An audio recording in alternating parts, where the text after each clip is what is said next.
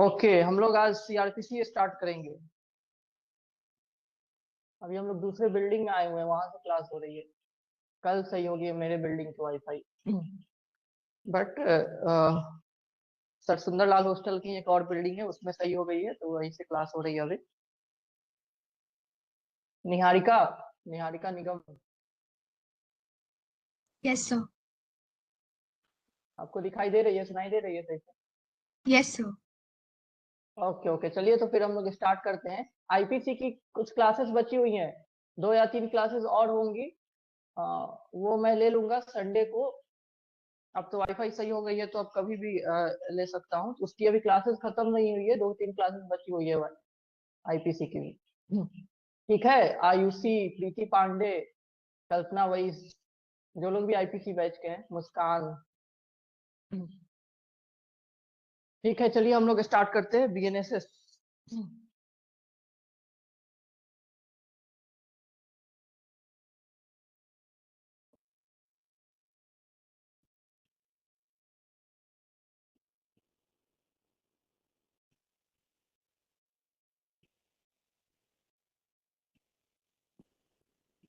कब का है? 2023 का है। देखिए, भारतीय नागरिक सुरक्षा संहिता 2023। आप लोग बीएसए पढ़ लिए, बीएनएस भी पढ़ लिए, अब बीएनएसएस। ठीक है। बीएसए था और बीएनएस था, वो आप लोगों ने पढ़ लिया, आईपीसी और एविडेंस। अब अब बारी है बीएनएसएस की, मतलब भारतीय नागरिक सुरक्षा संहिता। ये किसको रिप्लेस किया है? सीआरपीसी। सीआरपीसी कब का था? जल्दी से कोई बताए सीआरपीसी का ईयर। 1973। ओके, बहुत बढ़िया निहारिका। 1973। तो 1973 का जो कोड है, क्रिमिनल प्रोसीजर कोड, उसको रिप्लेस कर दिया गया है बीएनएसएस द्वारा। और बीएनएसएस जो है 2023 में एक्ट बनी थी। और कितने नंबर का एक्ट था ये? एक्ट नंबर से क्या पता चलता है कि उस साल कितने लॉज बनते हैं? किसी ईयर जो पहला लॉज बनता है एक साल में, उसको एक्ट नंबर 1 कहा जाता है। उसका साइटेशन भी वही होती है। आप लोग रिसर्च पेपर वगैरह लिखे होंगे, तो साइटेशन लिखनी होती है। तो एक्ट की साइटेशन, लॉज की साइटेशन वही होती है जिस जिस नंबर का वो एक्ट होता है, जिस ईयर का। तो बीएनएसएस जो है वो कितने नंबर का एक्ट है 2023 में? किसी को पता है? Second number sir, number 2। नहीं आयुषी। 46। नहीं, वो क्या सीआरपीसी सेकेंड नंबर का ही है। बीएनएसएस 46 नंबर का है। हाँ, मैं सीआरपीसी, मैं बीएनएसएस की बात कर रहा हूँ, बीएनएसएस 2023। हाँ सर, वो फिर 46 का है sir. Okay okay, act number 46 of 2023। Act number 46 है, याद रख लीजिएगा। नए नए चीजें ये सब आई हुई है, तो अभी के एग्जाम्स में ये सब पूछ लिए जाएंगे। अभी जो प्रीलिम्स के एग्जाम्स वगैरह होंगे, उसमें ये सब पूछ लिए जाएंगे, क्योंकि पहले के जो लॉज हैं उसके कई बार पूछे जा चुके हैं, और अब बहुत वो रिपीटेड क्वेश्चन है, तो अब नहीं आते हैं। लेकिन अभी नए नए लॉज बने, तो आईपीसी, बीएनएस, सीआरपीसी और बीएनएसएस के ये आप लोग याद रखेंगे। ठीक है। तो इससे रिलेटेड जो डेट्स है, मैंने वो आईपीसी के समय भी, बीएनएस पढ़ाते समय ही बताया हुआ था। इसमें भी आप लोग फिर से जान जाइए कि कब इंट्रोड्यूस हुआ था लोकसभा में बीएनएसएस जो है, भारतीय नागरिक सुरक्षा संहिता बिल जो है, वो कब इंट्रोड्यूस किया गया था? किसी को याद है?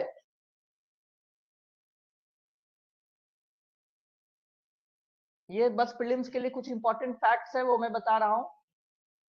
चलिए, कोई नहीं बता रहा है तो मैं लिख देता हूँ। देखिए, सबसे पहले 11 अगस्त को, 11 अगस्त 2023 में भारतीय नागरिक सुरक्षा संहिता बिल, बिल जाहिर सी बात है बिल इंट्रोड्यूस होती है, बिल इंट्रोड्यूस किया गया था लोकसभा में। किसके द्वारा? अमित शाह के द्वारा किया गया था। लेकिन इसमें कई सारे अमेंडमेंट्स करने थे, वापस ले लिया गया था। फिर सारे अमेंडमेंट्स करके फिर री इंट्रोड्यूस किया गया था। इसको क्या किया गया था? विड्रॉ कर लिया गया था, वापस ले लिया गया था। 11 अगस्त 2023 को, 11 अगस्त 2023 को जिस बिल को इंट्रोड्यूस किया गया था, भारतीय नागरिक सुरक्षा संहिता बिल विचार, ओके, इंट्रोड्यूस किया गया था, उसको वापस ले लिया जाता है और फिर नया बिल इंट्रोड्यूस किया जाता है। कब? 12 दिसंबर 2023 को ही, 12 दिसंबर 2023 को फिर नया बिल इंट्रोड्यूस किया गया। कौन सा? भारतीय नागरिक सुरक्षा सेकेंड संहिता बिल, भारतीय नागरिक सुरक्षा सेकेंड संहिता बिल 2023। ठीक है, 12 दिसंबर 2023, ये इंपॉर्टेंट डेट है 12 दिसंबर का, ये पूछा भी जा चुका है और शायद इलाहाबाद यूनिवर्सिटी के एंट्रेंस में पूछा हुआ था। 12 दिसंबर पूछा हुआ था ना इस बार, शायद किसी ने बताया हुआ था या नहीं पूछा हुआ था? कुछ तो फैक्ट्स पूछे हुए थे इससे रिलेटेड। आप लोग को आवाज आ रही है? निहारिका निगम कंफर्म कीजिए। यस सर, आवाज आ रही है। और वीडियो क्लियर आ रही है, बोर्ड दिख रही है आप लोग को? Yes sir. Okay okay okay. तो ये भी इंपॉर्टेंट डेट है 12 दिसंबर 2023 को इंट्रोड्यूस किया गया लोकसभा में फिर से क्यों? क्योंकि एक बार इंट्रोड्यूस किया जा चुका था 11 अगस्त को ही, लेकिन इसको विड्रॉ करके 12 दिसंबर 2023 को बीएनएस सेकेंड संहिता, भारतीय नागरिक सुरक्षा सेकेंड संहिता बिल को इंट्रोड्यूस किया जाता है और जिसको बहुत तेजी में पास कर लिया जाता है। तो जाहिर सी बात है लोकसभा से कब पास हुआ, ये सब डेट तो आप लोग को याद होगा। 21 दिसंबर को, 21 दिसंबर को ही नहीं, लोकसभा से 20 दिसंबर को ही लोकसभा से पास कर लिया गया था। और राज्यसभा से कब पास कर लिया गया था? ये मैंने बीएनएस में भी बताया हुआ। 25 दिसंबर। नहीं, 25 दिसंबर को तो प्रेसिडेंशियल असेंट मिला था निहारिका। 21 को सर, 21 को। बिल्कुल, ये सब आप लोग याद कर लिया कीजिए, मैंने बीएनएस के समय भी ये सब डेट्स लिखवाए हुए थे। 21 दिसंबर को राज्यसभा से पास हो गया था, राज्यसभा से। और फिर जो निहारिका ने बोला 25 दिसंबर को प्रेसिडेंशियल असेंट मिल गया, प्रेसिडेंशियल असेंट यानी प्रेसिडेंट ने भी एक्सेप्ट कर लिया इस जो तीनों लॉज थे उसको। तो 20 दिसंबर, 21 दिसंबर, 25 दिसंबर, उससे पहले 12 दिसंबर, 11 अगस्त, 12 दिसंबर को लोकसभा में इंट्रोड्यूस होती है, 20 दिसंबर को लोकसभा से पास हो जाती है, नेक्स्ट ही डे 21 दिसंबर को ही राज्यसभा से पास हो जाती है। और 25 दिसंबर को क्या होती है? प्रेसिडेंशियल असेंट भी मिल जाता है। और अब बताइए कब जाके ये इन्फोर्स हुआ? ये मैं मिटा दे रहा हूं, आप लोग को नोट करना है तो कर लीजिए, बस डेट्स है 12, 20, 21 और 25। अब इनफोर्स कब हुआ? सभी को पता है कब हुआ इनफोर्स? इसी साल इनफोर्स हुआ है। कौन सी डेट को? 1 1 जुलाई। जुलाई को सर, 2 जुलाई को? 1 1 जुलाई, जुलाई। 1। अच्छा, 1 जुलाई को, बिल्कुल।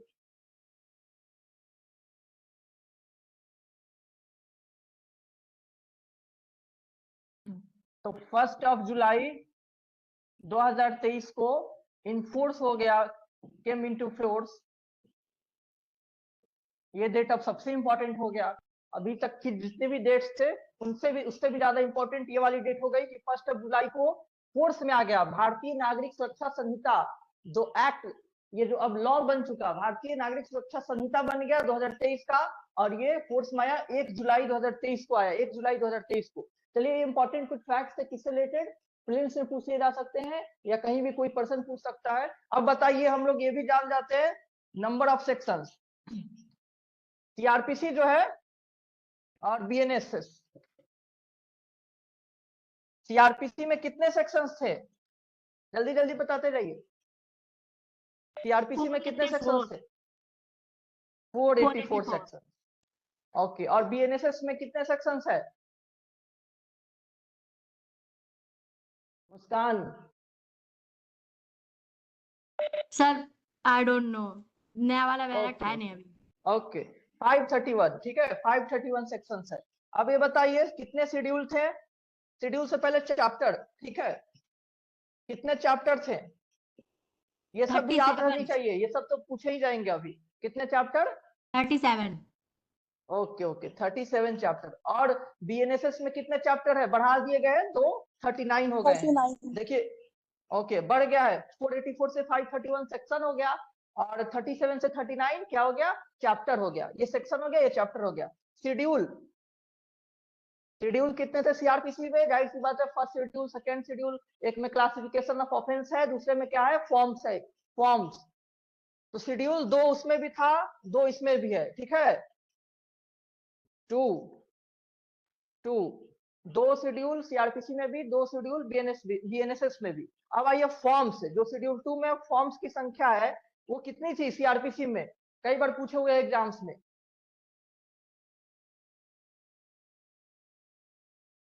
किसी को नहीं याद है सीआरपीसी में कितने फॉर्म्स थे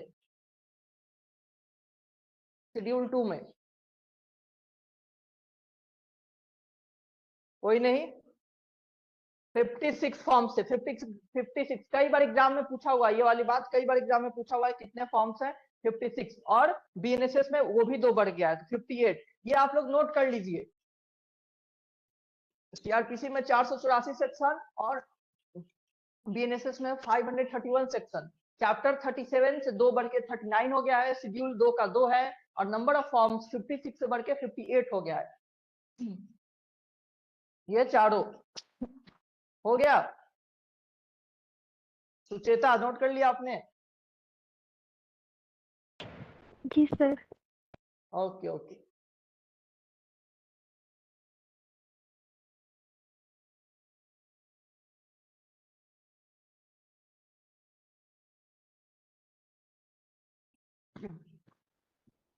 चलिए मैं इसको मिटा देता हूँ। अब हम लोग थोड़ी बहुत हिस्ट्री देख लेते हैं। ये इंट्रोडक्टरी क्लास है अभी बीएनएसएस की, इसलिए हम लोग ये सब इंट्रोडक्टरी चीजें अभी देख रहे हैं।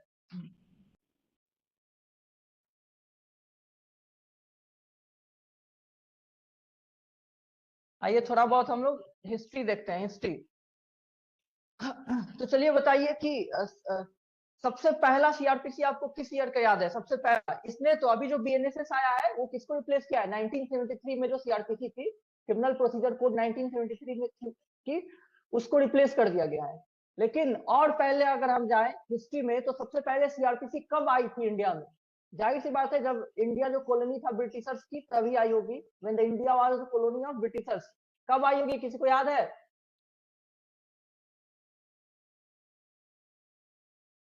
प्रीति पांडे, कल्पना वैस, ऋचा रॉय।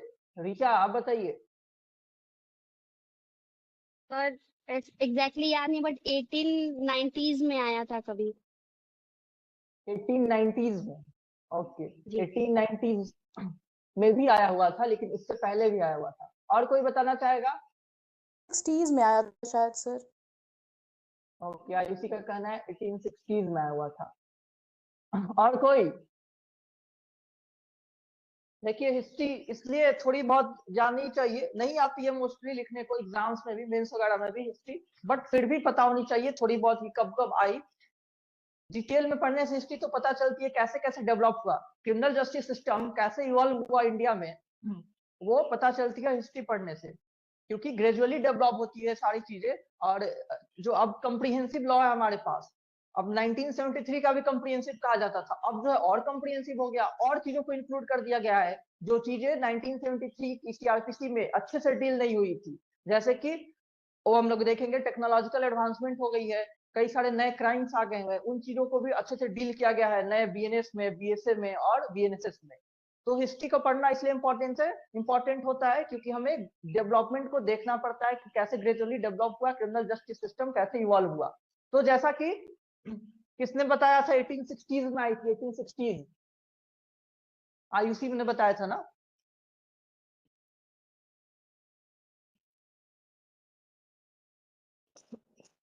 ओके ठीक है, तो 1861 में पहली सीआरपीसी आई थी। जाहिर सी बात है ब्रिटिशर्स लेकर के आए हुए थे, ब्रिटिशर्स लेकर के आए हुए थे 1861 में। आईपीसी जो है, आईपीसी कब इनेक्ट हुई थी? आईपीसी किस साल आईपीसी आया हुआ था? 1860। ओके, तो इसके बाद 1860 में और 1861 में आईपीसी के आ जाने के बाद इंडियन पिनल कोड एक सबस्टेंटिव लॉ है, और जाहिर सी बात है क्रिमिनल प्रोसीजर कोड जो है वो क्या है? एक प्रोसीजरल लॉ है। तो आईपीसी जब आ गया तो उसके जो भी ऑफेंसेज हैं, उससे रिलेटेड जो भी ऑफेंसेज है, उसका ट्रायल कैसे चलेगा, कन्विक्शन कैसी होगी, तो प्रोसीजरल जो एस्पेक्ट है उसको इफेक्टिवली डील करने के लिए सीआरपीसी को लाया गया था। तो सीआरपीसी जो था एज अ रिस्पॉन्स आया था आईपीसी के, क्योंकि बस सब्सटेंटिव लॉ से काम तो चलेगा नहीं ना, तो प्रोसीजरल पार्ट को डील करने के लिए सीआरपीसी को लाया गया 1861 में। और इसमें सिस्टमैटिक वे में सिस्टमैटिक वे में सारे प्रोसीजर दिए हुए थे कि कैसे कैसे ट्रायल चलेगी, इन्वेस्टिगेशन चलेगी, कन्विक्शन होगी, इस तरह की चीजें इसमें आई हुई थी 1861 में। ये पहला था 1861 का। दूसरा कब आया हुआ था? दूसरा निहारिका? सर 1890s में आया था। ओके, उससे पहले भी आ गया हुआ था, एक 1882 में भी आया हुआ था। 1882 में क्या हुआ कि रिवीजन किया गया है इस लॉ को। 1861 का जो कोड है उसको एक्सटेंसिव रिवीजन किया गया था, और इसमें जो है कई सारे प्रोसीजर को, बेल से रिलेटेड प्रोसीजर, इन्वेस्टिगेशन से रिलेटेड प्रोसीजर को अच्छे से फिर से रीड्राफ्ट किया गया, फिर से लाया गया, ताकि अरेस्ट कैसे हो, बेल कैसे हो, ये सब प्रोसीजर को इफेक्टिवली डील किया गया 1882 में। चलिए, और 1882 के बाद राइट सी बात है जो सब लोग बोल रहे हैं 1890s में आया हुआ था, तो 1898 बहुत पॉपुलर है सीआरपीसी 1898, ये बहुत इंपॉर्टेंट है। ये जो है इसको पहली कॉम्प्रिहेंसिव मानी जाती है। पहली कॉम्प्रिहेंसिव जो क्रिमिनल प्रोसीजर कोड है वो 1898 में ही आई हुई थी। इससे पहले वाली दोनों जो है वो ज्यादा इफेक्टिव नहीं थी, लेकिन पहली बार कॉम्प्रिहेंसिव तरीके से 1898 में लाया गया क्रिमिनल प्रोसीजर कोड, और ये बहुत सालों तक चला। हमारा 1973 का जो क्रिमिनल प्रोसीजर कोड है उससे पहले तक यही चलता था 1898 का।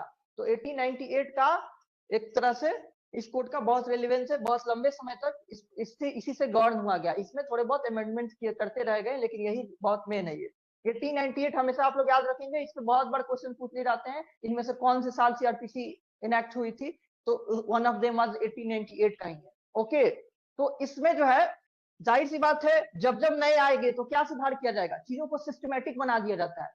हर बार जो नई रिवीजन होती है, नई कोड आती है, तो सिस्टमैटिक बना दिया जाता है और स्ट्रीमलाइन कर दिया जाता है, मतलब एक तरह से व्यवस्थित बना दिया जाता है प्रोविजंस को, और एड ऑन्स तो किए ही जाते हैं।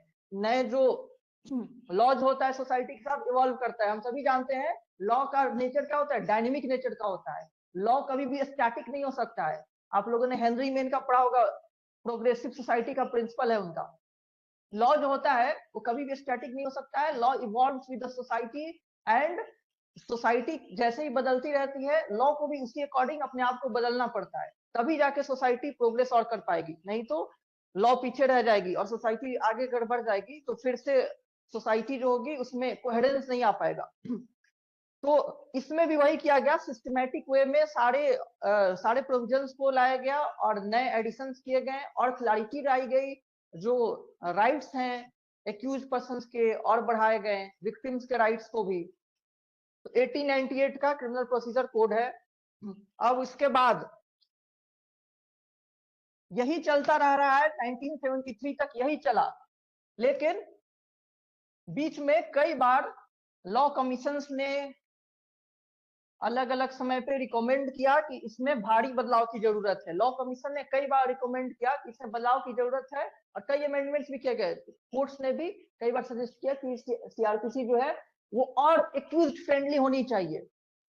देखिए, मैंने पहले भी आईपीसी की क्लास में बहुत बार बता चुका है कि जो थ्योरीज डेवलप होती रही है पनिशमेंट की और ट्रायल की, क्रिमिनल जस्टिस सिस्टम कैसे फंक्शन करती है, उसकी जो थ्योरी जैसे जैसे आगे बढ़ती गई, ज्यादा ह्यूमेन होता चला गया। ह्यूमेन मतलब ह्यूमन फ्रेंडली होता चला गया, मानवीय होता चला गया। और बार्बरिक जो भी प्रोसीजर्स थे या सिस्टम थे, पनिशमेंट्स थे, चाहे वो प्रोसीजर हो चाहे पनिशमेंट हो, जो भी बार्बरिक नेचर के थे, इनह्यूमन नेचर के थे, उसको हटाते चला गया। क्यों? क्योंकि ऐसा माना चला गया कि सिविलाइज्ड जो नेशंस होते हैं वो अच्छे से उनको विक्टिम के, एक्यूज के, सभी के राइट्स को रिकॉग्नाइज करनी चाहिए और फेयर ट्रायल कराना चाहिए। अनटिल एंड अनलेस जजमेंट नहीं आ जाती है, उसके पहले तक सारे प्रोसीजर जो होने चाहिए वो बैलेंस्ड वे में होनी चाहिए। ऐसा नहीं कि एक्यूज के साथ आप जो है इनजस्टिस कर रहे हैं पहले से ही, अभी कन्विक्शन हुई नहीं है, पहले से ही इनजस्टिस कर रहे हो। और इस रास्ते पे जो सीआरपीसी थी वो थोड़ी पीछे रह जा रही थी। एक्यूज के और राइट्स को बढ़ा दिया जाएगा। जब 1973 की बनी सीआरपीसी, उसमें एक्यूज के राइट्स को और बढ़ा दिया गया, और भी बढ़ा दिया जाता है बाद में, और अमेंडमेंट्स होंगे। लेकिन सबसे मेन रीजन यही था, सबसे main reason, one of the main reason ये था कि जो एक्यूज के राइट्स है उसको और रिकॉग्नाइज किया जाए। सिविलाइज्ड नेशंस का जो ड्यूटी है, जो ऐसा कहा जाता है, कई सारे ऐसे आर्टिकल्स लिखे जाते हैं कि एक कंट्री सिविलाइज्ड है कि नहीं है, ये कैसे पता चलेगी? तो ये पता चलती है उस देश का क्रिमिनल जस्टिस सिस्टम देखकर। the criminal justice system of a country reflects the civilization of a country, and how civilized a country is can be reflected from its criminal justice system. एक कंट्री कितना civilised है सब है ये उसके जो criminal justice system है इससे दिखाई पड़ता है कि कितना वो ह्यूमन फ्रेंडली है, कितना वो फेयर है। इवन जजमेंट हो जाने के बाद, कन्विक्शन हो जाने के बाद जो पनिशमेंट होगी वो इनह्यूमन नहीं हो सकती है। क्या नहीं हो सकती है ना? किसी को अगर चाहा जाए कि रोड पे मार दिया जाए, अगर कन्विक्शन हो गई तो उसको बैरबरिक तरीके से उसको मौत दिया जाए, ऐसा हो सकता है क्या? नहीं हो सकती है, क्योंकि ये इनह्यूमन डिग्रेडिंग पनिशमेंट है जो कि प्रोहिबिट किया गया है यूएन कन्वेंशन द्वारा भी, और जितने भी सिविलाइज्ड नेशंस है वो नहीं मानते हैं। किसी को कोई कन्वेंशन याद है जो इससे रिलेटेड है? एक इसी नाम से कन्वेंशन भी है, United nation convention on prohibition of cruel degrading punishment से रिलेटेड। टॉर्चरस पनिशमेंट नहीं दे सकते हैं आप, इनह्यूमन पनिशमेंट नहीं दे सकते हैं आप। इवन जो एग्जीक्यूशन होता है अभी डेथ पेनाल्टी का, कैसे होता है? फांसी दिया जाता है ना, इंडिया में भी फांसी दिया जाता है, इसको भी इनह्यूमन माना जाता है। इस पे भी बहुत लंबे समय से डिबेट हो रही है कि जो हैंगिंग से डेथ कॉज किया जाता है, हैंगिंग से किया जाता है, इसको भी नहीं करना चाहिए, इससे भी ह्यूमन में निकालना चाहिए किसी को मारने का, किसी को डेथ पेनाल्टी देने का, क्योंकि ये भी इनह्यूमन है। इसमें जो होता है बहुत लंबे समय तक, कई बार 15 मिनट 20 मिनट आधे घंटे तक जो ऑफेंडर होती है उसकी जान जाने में लगती है, तो बहुत लंबे समय तक टॉर्चर होना पड़ता है।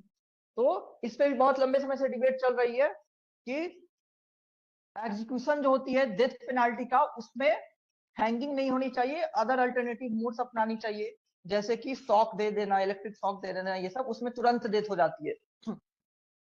तो ये मैं बता रहा था कि कैसे कैसे सिविलाइज्ड नेशंस जो है वो अपनाते चले गए, सिविलाइज्ड नेशंस जो है जो प्रिंसिपल्स हैं वो अपनाते चले गए, वो प्रिंसिपल्स जो कि फेयर प्रोसीजर बनाती हो, या जो आउटकम आ रही है उसको भी हम फेयरली ट्रीट करना है।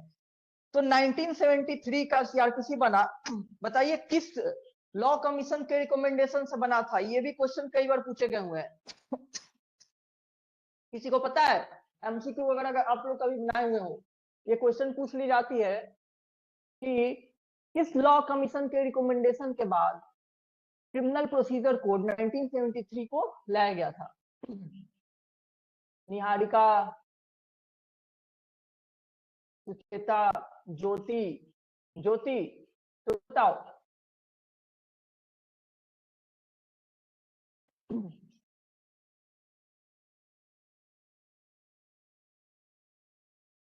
ज्योति, एम आई ऑडिबल? कल्पना भाई आप बताइए।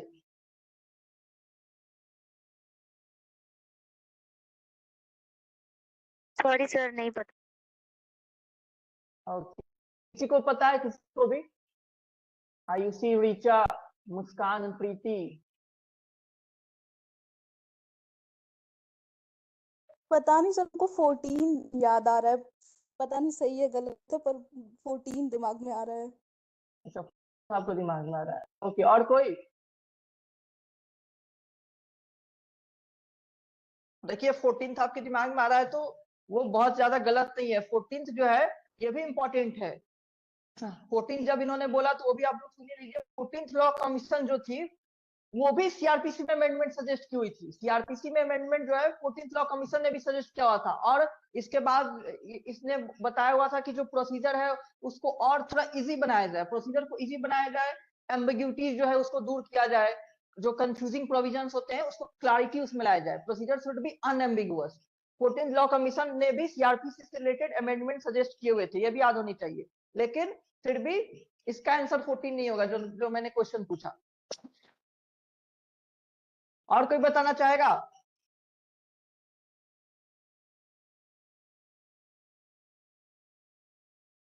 आयुषी, और कोई गेस आप करेंगी?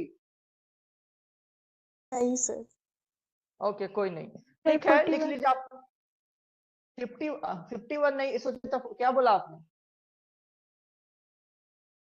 51। अच्छा नहीं ना, 41, ठीक है, अगर आप 51 बोल रही हैं तो 41। 41st लॉ कमीशन जो थी उसने रिकमेंड की कि उसी के रिकमेंडेशन के बेसिस पे नए कोड को चेंज कर दिया गया। और ये जो है 1969 में आई थी रिपोर्ट। 1969 में लॉ कमीशन की रिपोर्ट आती है, जिस साल आती है वो भी इंपॉर्टेंट है।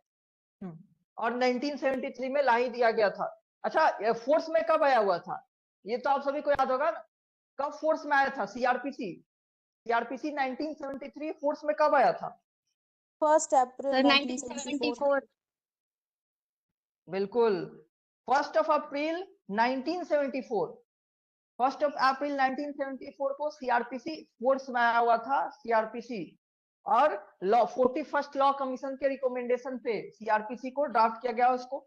41st law commission 1969। इसको नोट कर लीजिए आप लोग, मैं आगे बढ़ता हूँ फिर। 41st लॉ कमीशन इंपॉर्टेंट है। 1973 हो गया, कब फोर्स में आया ये सब तो आपको याद ही होगा। अब हम आ जाते हैं, अब ये जो आया यही चलता रहा अभी तक, 2023 तक। फिर लाया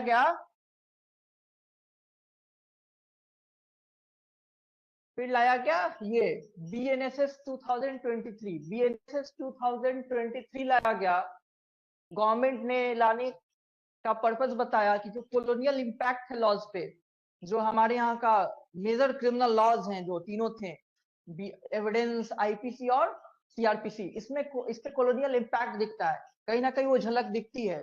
सीआरपीसी तो भले ही वो आजादी के बाद आया था 1933 में, लेकिन फिर भी सारे प्रोसीजर्स जो सब्सटेंटिव लॉ थे उसी का वो प्रोसीजर था, तो कहीं ना कहीं उसका झलक दिखता था। और बहुत ज्यादा चेंजेस नहीं आए हुए थे, इसलिए नाम भी बदल करके और बहुत सारे बदलाव ला करके कि नए पूरे के पूरे तीनों क्रिमिनल लॉज को भी बदल दिए गए हैं। और बीएनएस, बीएसए और बीएनएसएस को लाया गया 2023 में, जिसको लागू कर दिया गया 1 जुलाई 2024 को। 1 जुलाई 2024 को, 3 मैंने यहाँ लिखा हुआ था, 24 को इसको फोर्स में भी ला दिया गया।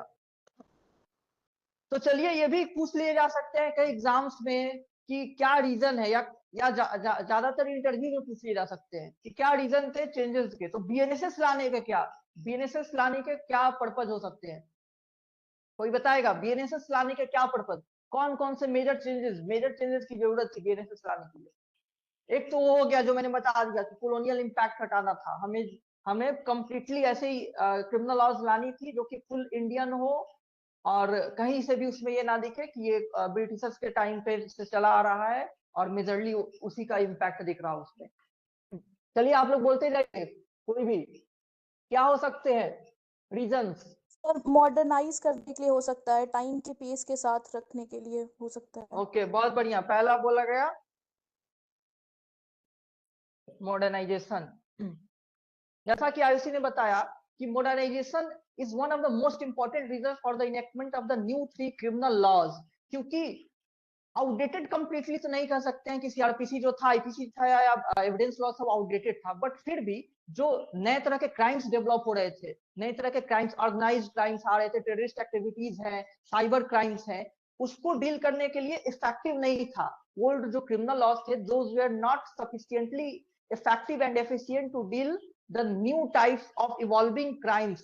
और नए जो आप लोग 1980s 90s के बाद से साइबर क्राइम जो है वो स्टार्ट हुआ, और अभी तक बहुत ज्यादा उसका प्रिविलेंस है, साइबर क्राइम बहुत ज्यादा प्रिविलेंट हो गया है, कई तरह के ऑर्गेनाइज्ड क्राइम्स आ गए हुए हैं।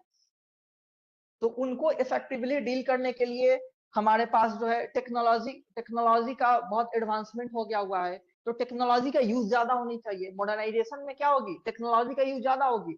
हमारे पास इलेक्ट्रॉनिक रूप में हम लोग वीडियो रिकॉर्ड कर सकते हैं, ऑडियो रिकॉर्ड कर सकते हैं, इसका यूज ज्यादा किया जाएगा, ये सब के लिए प्रोविजन ज्यादा बनाए गए हैं। तो मोर यूज ऑफ टेक्नोलॉजी।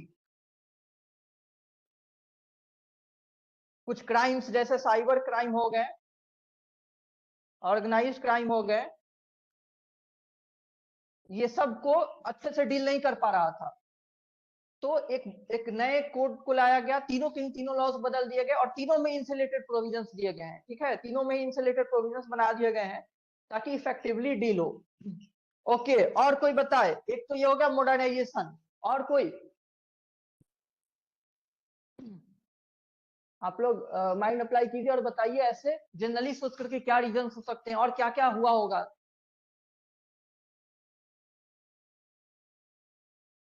सर जो ओल्ड लॉज थे उसमें पनिशमेंट पे फोकस किया जाता था एंड न्यू लॉज में जस्टिस पे फोकस किया जा रहा है। ओके ओके, निहारिका ने बोला कि यहाँ पे जस्टिस पे फोकस किया जा रहा है, वहां पे पनिशमेंट पे फोकस किया गया था। बिल्कुल, ये भी एक रीजंस बताए जा रहे हैं हर जगह, क्योंकि जो कई सारे पनिशमेंट्स को भी हेर फेर किए गए हैं, प्रोसीजर को बहुत फेयर बनाने की कोशिश की गई है। और प्रोसीजर फेयर बनाने का क्या पर्पज होता है कि हमें ये इंश्योर करना है कि जस्टिस अच्छे से सर्व हो। जस्टिस अच्छे से सर्व हो, उसी के लिए तो सब कुछ होता है, ये सारे प्रोसीजर, ये मॉडर्नाइजेशन जो है, इन सारे नए तरह के क्राइम्स को डील करना, टेक्नोलॉजी का यूज करना, फेयरनेस लाना, सिस्टम में फेयरनेस लाना, ये सब इसी का उससे कौन सी पर्पज सर्व की जाने वाली है कि जस्टिस अच्छे से हो और इंश्योर की जा सकती है। ठीक है,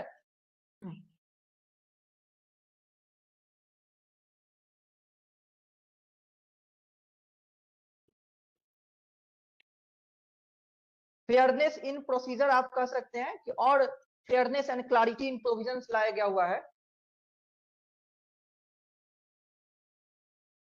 और बताइए, और बताइए, और कोई कुछ बताना चाहेगा? देखिए, एक और पॉइंट इसमें इंपॉर्टेंट है, एफिशिएंसी एंड स्पीड बढ़ाने की कोशिश की गई है। ये बहुत इंपॉर्टेंट डेवलपमेंट है बीएनएसएस में, एफिशिएंसी एंड स्पीड बढ़ाने की कोशिश की गई है। बहुत तरह के ट्रायल्स के लिए, कई बार बेल ग्रांट करने के लिए उसमें टाइम लिमिट लगा दिया गया है, टाइमलाइंस डिसाइड किए गए हैं कि इतने दिन के अंदर आपको जो है ये डिसाइड कर देने हैं। तो बहुत सारे टाइमलाइन सेट किए गए हैं, जिससे क्या होगी, एक तरह का जो बहुत डिले होता था सारे प्रोसेस में, उसको टैकल करने की कोशिश की गई है कि बहुत ज्यादा डिले ना हो। और स्पीडी ट्रायल जो है, अब तो फंडामेंटल राइट भी है, किस आर्टिकल के अंदर मानी जाती है स्पीडी ट्रायल फंडामेंटल राइट? 21 के अंदर। किस केस में ऐसा हेल्ड हुआ था? वो सनैरा खातून में था शायद। बहुत बढ़िया है, बहुत बढ़िया, बिल्कुल। हुसैन आरा खातून वर्सेस स्टेट ऑफ बिहार या home secretary state of Bihar, in this case supreme court had held that speedy trial is a part of article 21 of the constitution. और किसी को भी लंबे समय तक जेल में नहीं रखी जा सकती है, और ट्रायल जो है वो एक्सपैंड होते जा रहा है, ट्रायल डिले होता जा रहा है। उस केस में ये हेल्ड किया गया हुआ था, बहुत सीरीज ऑफ जजमेंट था, कई सारे साल जजमेंट आए हुए थे, जिसमें से ये भी था एक। तो एफिशिएंट बनाने की कोशिश की गई है, डिले। अब जो है फोरेंसिक साइंस का इन्वॉल्वमेंट को और इंक्लूड किया गया है। टेक्नोलॉजी तो मैंने बता ही दिया ऊपर, use of technology, digital technology, computers का यूज, सबको बढ़ा दिया गया हुआ है, तो एफिशिएंट बनाने की कोशिश की गई है। और एक काम किया गया हुआ है, जो भी उसका भी एक इंपॉर्टेंस है कि चीजों को सजा दिया गया है एक तरह से। आईपीसी में भी जैसे आपने देखा, वीमेंस रिलेटेड को एक अलग बना दिया गया है, चैप्टर बना दिया गया है, उसी तरह से सीक्वेंस थोड़ा सा हेर फेर किए गए हैं, और सीक्वेंस जो है उस मैनर में किए गए हैं जो कि सीक्वेंशियल मैनर में, उसके बाद वो होना चाहिए, उसके बाद वो होना चाहिए, तो एक तरह से स्ट्रीमलाइन कर दिया गया है। इससे क्या होती है, इससे करने से होती है एक तरह से क्लैरिटी रहती है, पढ़ के समझने में आसानी होती है। ठीक है, तो कंफ्यूजिंग ऐसे भी कही जाती है, जो कि हमारे यहाँ की जो लॉज हैं वो बहुत कॉम्प्लेक्स है, बहुत कॉम्प्लेक्स लॉज हैं, जो सब्सटेंटिव और प्रोसीजरल दोनों लॉज कॉम्प्लेक्स है। तभी तो लाया गया किस चीज को, एडीआर को, अल्टरनेटिव डिस्प्यूट रेजोल्यूशन मैकेनिज्म जो है, वो क्या करती है, उसमें जो है प्रोसीजर जो है एविडेंस का, सीआरपीसी का, उसमें बहुत ज्यादा फॉलो नहीं करना होता है, या सीपीसी का प्रोसीजर जो है बहुत ज्यादा फॉलो नहीं करना होता है। आपको नेचुरल जस्टिस के प्रिंसिपल तो फॉलो करने हैं, लेकिन बाकी प्रोसीजर्स उतने डिटेल में फॉलो नहीं करने होते हैं। जो ट्रिब्यूनल्स भी स्टैब्लिश होती है, उनको भी जो प्रोसीजर्स है उसको डिटेल में फॉलो नहीं कर दिए, क्योंकि प्रोसीजर्स बहुत कॉम्प्लेक्स होते हैं।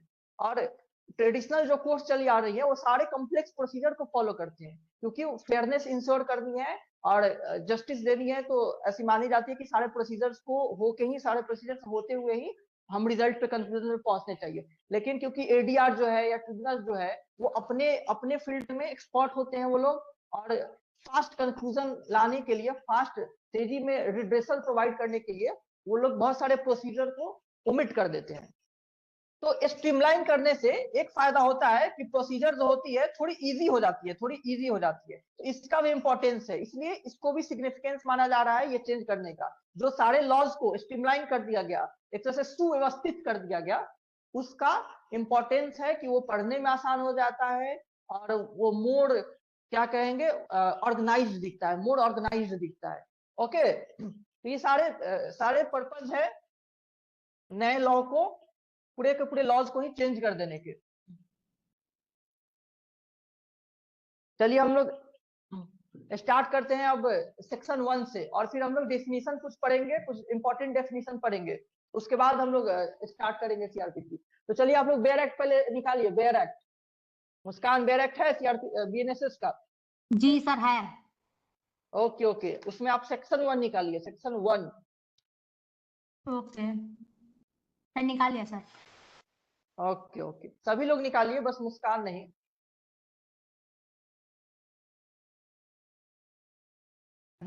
आइए सेक्शन 1 हम लोग देखते हैं। सेक्शन 1 है short title extent and commencement. Short title extent and commencement मतलब क्या कहा जाएगा इसको, इस कहां तक एक्सटेंड करेगा और कब से ये कमेंस हुआ है, कब से ये कमेंस हुआ है। तो सबसे पहले शॉर्ट टाइटल क्या है, जो मैंने लिख दिया हुआ है, भारतीय नागरिक सुरक्षा संहिता 2023 लिखा हुआ है। दिस एक्ट में भी भारतीय नागरिक सुरक्षा संहिता 2023।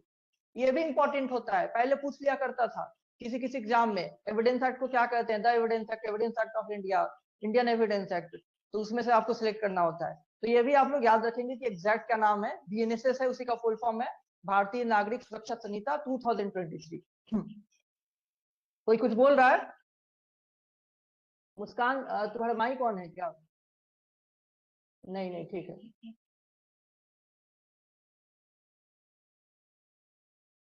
चलिए सब सेक्शन 2 देखिए। Sub section 2, the provisions of the Sanhita other than those relating to, ये एक्सटेंट की बात करता है, एक्सटेंट की।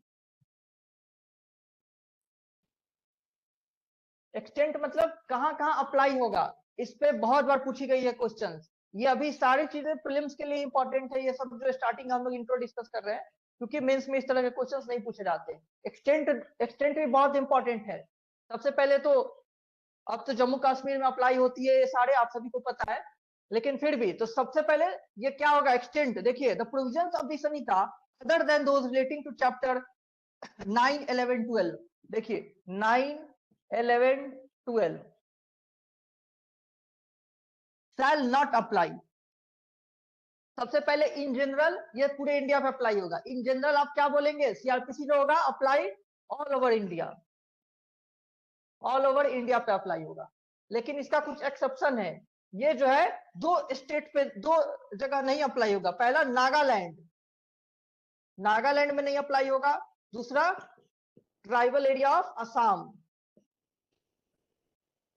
में नहीं अप्लाई होगा। लेकिन यहाँ लिखी हुई है एक्सेप्ट चैप्टर 9, 11 एंड 12, यानी कि चैप्टर 9 और 11 और 12 यहाँ भी अप्लाई होगा। पूरा सीआरपीसी पूरे इंडिया पे अप्लाई होगा, और चैप्टर 9, 11, 12 जो है इन दोनों पे भी अप्लाई होगा। लेकिन इनको छोड़ करके बीएनएसएस जो है वो नागालैंड में और ट्राइबल एरियाज ऑफ असम में नहीं अप्लाई होगा। दो जगह नागालैंड और ट्राइबल एरियाज ऑफ असम, इसमें नहीं अप्लाई होगा बीएनएसएस। चैप्टर 9, 11, 12 यहाँ भी अप्लाई होगा, ठीक है। तो एक्सेप्ट अदर देन करने का मतलब वो यहाँ भी अप्लाई होगा, इसलिए इसको आप लोग अंडरलाइन कर लीजिए, अदर देन को। फिर दिया हुआ इसको भी अप्लाई किया जा सकता है, but the concerned state government may by notification apply such provisions or any of them to the whole or part of the state of Nagaland or such tribal area as the case may be, with the such supplemental, incidental or consequential modification as may be specified in the notification। तो सबसे पहले state government जो है, state government को authority दी गई है कि BNSS के प्रोविजंस को यहाँ पे भी अप्लाई कर सकती है, नागालैंड में और असम के ट्राइबल एरिया में भी। जो भी मॉडिफिकेशंस करना है वो मॉडिफिकेशंस कर करके, यानी कि अगर नागालैंड की सरकार को, नागालैंड की गवर्नमेंट को ये लगता है कि हमें कुछ बदलाव करके और भी चैप्टर्स, ये 3 चैप्टर यहाँ भी अप्लाई होंगे। Chapter 9, 11, 12 applies to all over India, including state of Nagaland and tribal area of Assam। ये आप क्लियर रखेंगे। लेकिन ये चैप्टर को छोड़ करके बीएनएसएस जो है इन दोनों पे नहीं अप्लाई होगी, इन दोनों पे नहीं अप्लाई होगी। फिर भी स्टेट गवर्नमेंट को अथॉरिटी दी गई है कि नागालैंड के गवर्नमेंट को और आसाम के गवर्नमेंट को कि बाकी चैप्टर्स को भी आप अपने स्टेट में अप्लाई कर सकते हैं with any modifications which you want. जो भी बदलाव आप चाहते हैं वो बदलाव करके आप अपने स्टेट में लागू कर सकते हैं। आप बिना बदलाव किए भी लागू कर सकते हैं, आप मॉडिफाई करके भी लागू कर सकते हैं अगर ये, लेकिन किसका डिस्क्रिप्शन है? स्टेट गवर्नमेंट का डिस्क्रिप्शन है, सेंट्रल गवर्नमेंट का नहीं। ओके, तो हमें क्या एक्सटेंट में देखने को मिला? कंक्लूड कर रहा हूं, एक्सटेंट जो है बीएनएसएस का ऑल ओवर इंडिया है, पूरे इंडिया पे बीएनएसएस अप्लाई होगा including state of Jammu and Kashmir. But इसका एक्सेप्शन है कि स्टेट ऑफ नागालैंड में और ट्राइबल एरिया ऑफ असम में नहीं अप्लाई होगा बीएनएसएस। लेकिन इनमें भी चैप्टर 9, 11 और 12 अप्लाई होगा। इन दोनों स्टेट में भी चैप्टर 9, 11, 12 अप्लाई होगा और बाकी प्रोविजन जो है वो नहीं अप्लाई होगा। फिर भी स्टेट गवर्नमेंट को डिस्क्रिप्शन दिया हुआ है कि वो लोग अमेंड करके मॉडिफाई करके बाकी प्रोविजंस को अपने अप्लाई कर सकते हैं, नहीं भी कर सकते हैं। ओके, समझ में आया आप सबको? मुस्कान, एक्सटेंट? जी सर, समझ आ गया। ओके ओके, तो जम्मू कश्मीर में अप्लाई होगा कि नहीं बीएनएसएस, ये बताइए। सर होगा सर। ओके, अब वो इंटीग्रल पार्ट है इंडिया का क्या?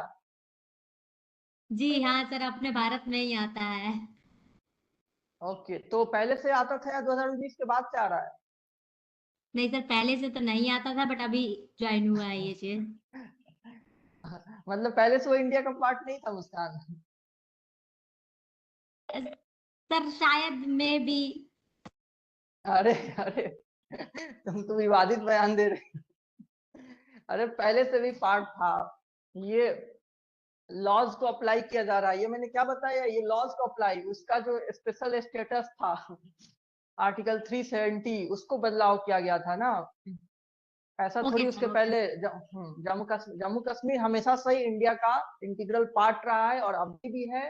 लेकिन आर्टिकल 370 में बदलाव करके उसको अमेंड करके जो उसको कुछ स्पेशल स्टेटस दिए गए थे कि आपके बनाए हुए लॉज आप पे ही अप्लाई होंगे, जो सेंट्रल लॉज आप पे नहीं अप्लाई होंगे, उस स्टेटस को बदल दिया गया है। अब जो है जो सेंट्रल गवर्नमेंट के लॉज हैं वो हर जगह अप्लाई होंगे including state of Jammu and Kashmir. Okay, तो ये जो बीएनएसएस है सेंट्रल गवर्नमेंट ने बनाए हुए हैं तो बाकी जगह पे अप्लाई हो रहा है, तो जम्मू कश्मीर पे भी अप्लाई होगा। जम्मू कश्मीर अपने लिए अलग से प्रोसीजर लॉ, सब्सटेंटिव लॉ ये सब नहीं बनाएगा, वहां पे भी यही सारे अप्लाई होंगे। ठीक है, तो जम्मू एंड कश्मीर पे अप्लाई होगा बिल्कुल। चलिए आगे देखते हैं बेयर एक्ट में। बेयर एक्ट देखिए, फिर इसका एक्सप्लेनेशन दिया हुआ, explanation in this section tribal area को एक्सप्लेन किया हुआ है कि असम का ट्राइबल एरिया किसको कहेंगे, किसको कहेंगे। तो उसमें हटा दिया हुआ है किसको, शिलोंग का जो म्यूनिसिपालिटी है उस एरिया को हटा दिया क्या है। बाकी means the territories which immediately before 21st of day of January 1972 were included in the tribal area of Assam as referred to in the paragraph 20 of the 6th schedule। ये important नहीं है, इस पे क्वेश्चन नहीं पूछा जाते हैं, फिर भी आप देख सकते हैं कि 21 जनवरी 1972 के पहले जो ट्राइबल एरिया ऑफ असम थे 6th शेड्यूल ऑफ कॉन्स्टिट्यूशन जो है उसमें मेंशन किए जाते हैं। तो उसमें जो मेंशनड है वो ट्राइबल एरिया ऑफ असम है, इसमें एक्सक्लूड कर दिया गया, एक्सक्लूड कर दिया गया मतलब उसमें शामिल नहीं होगा। क्या नहीं शामिल होगा? तो municipality of Assam with in the local limits of the municipality of municipality of Shillong, Shillong का जो म्यूनिसिपालिटी का एरिया है वो शामिल नहीं होगा इसमें। बाकी जो ट्राइबल एरिया ऑफ असम में आएंगे, जो कि कहाँ पे मेंशनड है, पैराग्राफ 20 में, 6th schedule of the constitution के पैराग्राफ 20 में मेंशनड है। ओके, आगे देखिए सब सेक्शन 3 जो है उसमें कुछ नहीं बोल रहा है, उसमें बोल रहा है कि सेंट्रल गवर्नमेंट जब चाहेगी तब से इसको ऑफिशियल गैजेट में पब्लिश करके के इसको फोर्स में ला सकती है, और ये काम हो भी चुका है, फोर्स में आ भी चुका है। 1 जुलाई 2024 से ये फोर्स में आ भी चुका हुआ है। था, आप बता देते, फिर से नेटवर्क चला ओके गया ओके, था मैं मेरा। बता देता हूँ ये कोई आ रहा है, एक्सेप्ट नहीं हो पा रही है।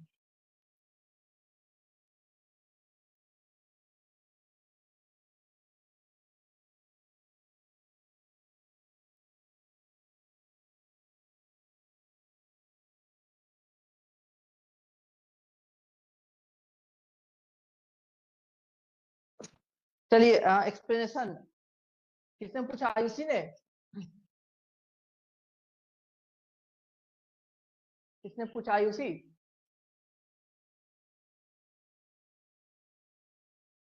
M I audible? Muskan, Niharika बताइए। जी सर, जी सर। ओके ओके, ठीक है ठीक है। चलिए देखिए, एक्सप्लेनेशन फिर से देख लीजिए, जिसने भी पूछा हो एक्सप्लेनेशन फिर से देख लीजिए।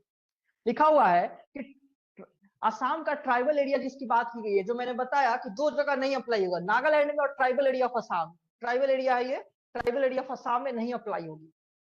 इसके अलावा पूरे इंडिया में अप्लाई होती है बीएनएसएस। बीएनएसएस तो ट्राइबल एरिया है ही क्या, उसको एक्सप्लेन किया हुआ है एक्सप्लेनेशन। ठीक है, ट्राइबल एरिया है क्या, तो लिखा हुआ है कि ट्राइबल एरिया वो एरिया है जो 21 जनवरी 1972 से पहले ट्राइबल एरिया ऑफ असम के रूप में डिक्लेयर किया गया था। कहां पे डिक्लेयर किया गया था? कॉन्स्टिट्यूशन के 6th शेड्यूल के पैराग्राफ 20 में, paragraph 20 of the 6th schedule of the constitution, जिसमें बताया जाता है ट्राइबल एरिया के बारे में। तो ट्राइबल एरिया ऑफ असम उसमें डिक्लेयर किया गया था, वो एरिया जो कि 21 जनवरी 1972 के पहले ट्राइबल एरिया ऑफ असम के रूप में डिक्लेयर किया गया था। वही है ट्राइबल एरिया इस पर्पज के लिए। इसमें एक्सक्लूड कर दिया गया है, मतलब शामिल नहीं होगा। कौन सा शामिल नहीं होगा? शिलोंग का म्यूनिसिपालिटी का एरिया। लिखा हुआ है other than those with in the local limits of the municipality of Shillong. Shillong के म्यूनिसिपालिटी का जो लोकल लिमिट है, मतलब उसका जो जुरिस्डिक्शन है, उसका जो एरिया है, वो इसमें शामिल नहीं होगा। इस ट्राइबल एरिया में वो शामिल नहीं किया जाएगा, बाकी जो एरिया है वो शामिल किया जाएगा। ठीक है, किसने पूछा हुआ था? थैंक यू सर, हम पूछे थे। अच्छा, ओके ओके आयुषी। चलिए हम लोग सेक्शन 2 पे आते हैं, डेफिनेशन पे। डेफिनेशन, बहुत सारी डेफिनेशन है, सारी डेफिनेशन को हम लोग एक एक करके पढ़ेंगे, लेकिन कुछ डेफिनेशन जो है वो हम लोग पहले देख लेते हैं। चलिए हम लोग लाइन से ये स्टार्ट करते हैं, शुरू से स्टार्ट करते हैं। ओके, अभी टाइम है, हम लोग स्टार्टिंग से स्टार्ट करते हैं। सबसे पहले सबसेक्शन 1 2 का सबसेक्शन 1 के क्लॉज ए से डिफिनीशन है। फिर से आप लोग को इसके भी डेफिनेशन रट लेने होंगे। अगर आप लोगों ने सीआरपीसी के सारे डेफिनेशन याद किए होंगे कि किस सेक्शन के सब सेक्शन में कौन कौन से डिफाइंड है, तो इसके भी आपको फिर से याद करने होंगे, क्योंकि अब एग्जाम से पूछे जाएंगे। तो सेक्शन 2 सब सेक्शन 1 का क्लॉज ABCD में डिफाइंड हुआ है। ठीक है, तो क्लॉज ए में audio video electronic means define हुआ है। आप लोग बेयर खोल के पढ़ते रहिए, इंपॉर्टेंट अंडरलाइन करते चलिएगा। बेयर खोलिए या देखते रहिए, इंपॉर्टेंट अंडरलाइन करना है। तो audio video electronic means defined है, डिफाइन क्या हुआ है? जाहिर सी बात है, ये नया आया हुआ है, ये नहीं डिफाइन था पहले से। Audio video electronic means shall include use of any communication device. किसी भी तरह के कम्युनिकेशन डिवाइस का यूज करने को कहा जाएगा। ये किसी भी तरह का communication device for the purpose of, किस पर्पज के लिए वो कम्युनिकेशन डिवाइस किस पर्पज के लिए यूज हो रहा है? तो वीडियो कॉन्फ्रेंसिंग के लिए हो सकता है, recording of processes of identification के लिए हो सकता है, सर्च एंड सीजर के लिए, किसी भी चीज के लिए आप समझ सकते हैं। For any other purpose, any purpose के लिए यूज हो रहा है किसी भी कम्युनिकेशन डिवाइस का, तो वो ऑडियो वीडियो इलेक्ट्रॉनिक मींस कहलाएगा। मतलब कैसा इलेक्ट्रॉनिक मींस है? ऑडियो वीडियो इलेक्ट्रॉनिक मींस है, उसका यूज किया जा रहा है as a communication device for any purpose. किसी का स्टेटमेंट रिकॉर्ड करने के लिए, तो किसी विटनेस को कोर्ट रूम में प्रोसीडिंग कराने के लिए कहीं और बैठा हुआ है कोई, किसी भी तरह से ऑडियो वीडियो इलेक्ट्रॉनिक मींस का यूज हो रहा है। And for such other purpose and by such other means as the state government may by rules provide. बस आप स्टेट को अंडरलाइन कर सकते हैं, स्टेट गवर्नमेंट लिखा हुआ। इस तरह का सवाल पूछ लिए जाते हैं, कौन सी गवर्नमेंट की बात कर रहा है? State government, central government, appropriate government. ठीक है, तो यहाँ पे स्टेट गवर्नमेंट वर्ड यूज हुआ है। कोई भी पर्पज जो स्टेट गवर्नमेंट प्रोवाइड करे रूल से। तो इसमें आपको याद करने वाला और कुछ नहीं है। ऑडियो वीडियो इलेक्ट्रॉनिक मींस में किसी भी तरह का कम्युनिकेशन डिवाइस आ जाएगा जिसका यूज किसी भी पर्पज के लिए हो रहा हो। बस आप स्टेट को अंडरलाइन कर ले, स्टेट गवर्नमेंट। चलिए बी, बेल। चलिए बेल डिफाइंड था कि नहीं सीआरपीसी में? कोई बताएगा? बेल डिफाइंड था सीआरपीसी में? No sir. क्या बोला आपने? यस या नो? क्या बोला? नो बोला, नो नहीं नो था, बोला ये ना नया आपने? है। हाँ ओके, बिल्कुल। बेल जो है नहीं डिफाइंड था अभी तक। बेल पे जो लिखी जाती थी आंसर, उसमें लिखी जाती थी कि bail has not been clearly explicitly defined in the CrPC, but अब एक्सप्लिसिटली डिफाइन कर दिया गया है। बेल को डिफाइन कर दिया गया है और पहले से नहीं डिफाइंड था बेल। तो आइए देखते हैं कैसा डिफाइन किया गया है। bail means release of a person accused of or suspected of commission of an offense. देखिए, bail means release of a person, किसी पर्सन को रिलीज करने को ही बेल कहते हैं। किसी पर्सन को जेल से रिलीज कर दिया गया है, छोड़ दिया गया है, उसी को बेल कहते हैं। किस पर्सन को? वो पर्सन जो कि एक्यूज्ड है और suspected of commission of an offence, किसी ऑफेंस का वो एक्यूज्ड है या जिसको जो सस्पेक्टेड है, संदेह है कि वो ऑफेंस कर सकता है, किया हुआ है। ओके, एक्यूज्ड ऑफ और suspected of commission of an offence. और रिलीज कहां से की जा रही है? From the custody of law, law की कस्टडी से, अपॉन सर्टेन कंडीशंस इम्पोज्ड, कुछ कंडीशन इम्पोज करके रिलीज की जाती है। बेल में कंडीशंस होते हैं, रेगुलर बेल हो चाहे एंटीसिपेटरी बेल हो, किसी भी तरह का बेल में कंडीशंस इम्पोज किए जाते हैं कि आपको ये करना है, जैसे कि आपको शहर छोड़ के नहीं जाना है, आपको विक्टिम्स के परिवार वालों से दूर रहना है, आपको हर वीक में आकर रिपोर्ट करना है। इस तरह के कोई भी कंडीशंस लगाई जा सकती है, किसके द्वारा? जो जज बेल ग्रांट कर रहा है उसके द्वारा। आपको देश छोड़ के नहीं जाना है, ठीक है। तो अपॉन कंडीशंस इम्पोज का मतलब कंडीशन इम्पोज किए जाते हैं बेल देते समय by an officer or court on execution by such person of a bond or a bail bond, और उस पर्सन से बेल बॉन्ड या बॉन्ड को एग्जीक्यूट कराया जाता है। जिस पर्सन को छोड़ा जा रहा है उससे बेल बॉन्ड या बॉन्ड एग्जीक्यूट कराया जाता है। तो बेल बॉन्ड और बॉन्ड भी डिफाइन कर दिया गया है, बेल बॉन्ड क्या है, बॉन्ड क्या है, उसको भी डिफाइन। तो बेल क्या हुआ? कोई पर्सन जो कोई ऑफेंस कमिट करने का जिसपे एक्यूजेशन लगा हुआ है, जो एक्यूज है या सस्पेक्टेड है, उसको कस्टडी से छोड़ने को ही बेल कहते हैं। एक एक्यूज पर्सन को कस्टडी से छोड़ने को ही बेल कहते हैं, और छोड़ने के लिए उस पर कंडीशंस इंपोज किए जाते हैं और उससे बेल बॉन्ड या बॉन्ड एग्जीक्यूट कराया जाता है। यही है बेल का डिफिनीशन। समझ में आया? आयुषी? Yes sir. ओके, बाकी बेल तो पूरा चैप्टर ही है बेल का, और बहुत डिटेल में पढ़ना है, वो हम लोग बाद में पढ़ेंगे जब बेल आएगी। तो अभी बस डेफिनीशन, ये सब बहुत बड़े बड़े टॉपिक्स है बेल। ओके, अब आ जाइए बेलेबल ऑफेंस। क्लॉज सी में बेलेबल ऑफेंस डिफाइन किया हुआ है। बेलेबल ऑफेंस ये पहले से डिफाइन था कि नहीं था? Yes sir. हाँ सर। किस सेक्शन में डिफाइन था? बहुत बढ़िया, बिल्कुल। 2B में शायद सर। नहीं नहीं नहीं मुस्कान, 2A में ही डिफाइन था, ठीक है। 2B में तो चार्ज मेरे डिफाइन था। रजिस्टर में कहाँ से B लिख गया? हाँ, तुम्हारा रजिस्टर थोड़ा आगे चल रहा है ना, वो A को छोड़ के B तक बढ़ गया। 2B में चार्ज डिफाइन था, सीआरपीसी के 2B में चार्ज डिफाइन था। ओके, 2A में bailable offence, non bailable offence define था सीआरपीसी में। अभी हम पढ़ रहे हैं 2 सब सेक्शन 1 क्लॉज सी में डिफाइंड है बेलेबल ऑफेंस। ओके, आइए देखते हैं bailable offence. Billable offense means an offense which is shown as billable in the first schedule or which is made billable by any other law for the timing in force। and billable offense क्या है? चलिए, इसी में billable non billable दोनों ही defined है, तो चलिए इसका हम लोग डिफरेंस भी देख लेते हैं। डेफिनेशन और डिफरेंस।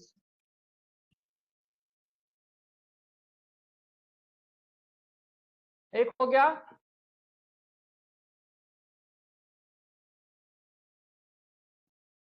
बिलेबल ऑफेंस,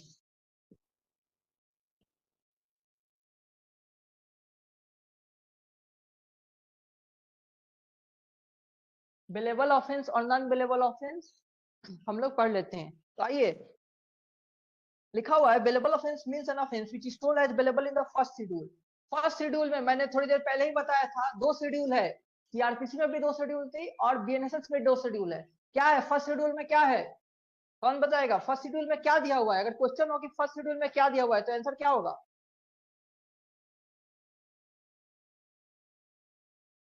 सुचेता बताइए, फर्स्ट शेड्यूल में क्या दिया हुआ है?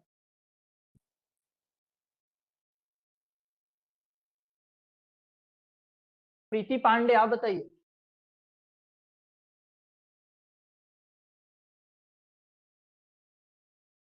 बिलेबल ऑफेंसेस दिया हुआ है।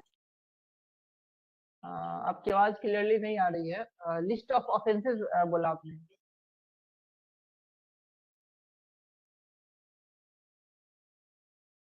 मेरी आवाज क्लियरली जा रही है? निहारिका बताइए। हाँ। यस सर, आपकी आवाज आ रही है। सर उसमें दिया है कि उसमें सारे ऑफेंसेस की लिस्ट दी गई है एंड उसको मतलब कैटेगरी उसमें बांटी गई है कि कौन सा कॉग्निजेबल है, नॉन कॉग्निजेबल है या फिर बेलेबल या नॉन बेलेबल है। ओके ओके ओके बिल्कुल निहारिका आपने सही बताया कि उसमें क्लासिफिकेशन ऑफ ऑफेंसेस दिए हुए हैं। आप बोल सकते हैं ऑफेंसेस की लिस्ट दी हुई है, बेलेबल, नॉन बेलेबल, कॉग्निजेबल, किस कोड द्वारा कॉग्निजेबल है, ये सब दी हुई है। उसमें क्लासिफिकेशन ऑफ ऑफेंसेस दी हुई है। और सेकंड शेड्यूल में क्या दी हुई है, अभी मैंने बताया भी था थोड़ी देर पहले स्टार्टिंग में, सेकंड शेड्यूल में फॉर्म्स है फॉर्म्स फॉर्म्स दिए हुए हैं। और कितने फॉर्म्स दिए हुए हैं? सर। सीआरपीसी में 56 है, बीएनएसएस में 58। बहुत बढ़िया बहुत बढ़िया। ओके ठीक है।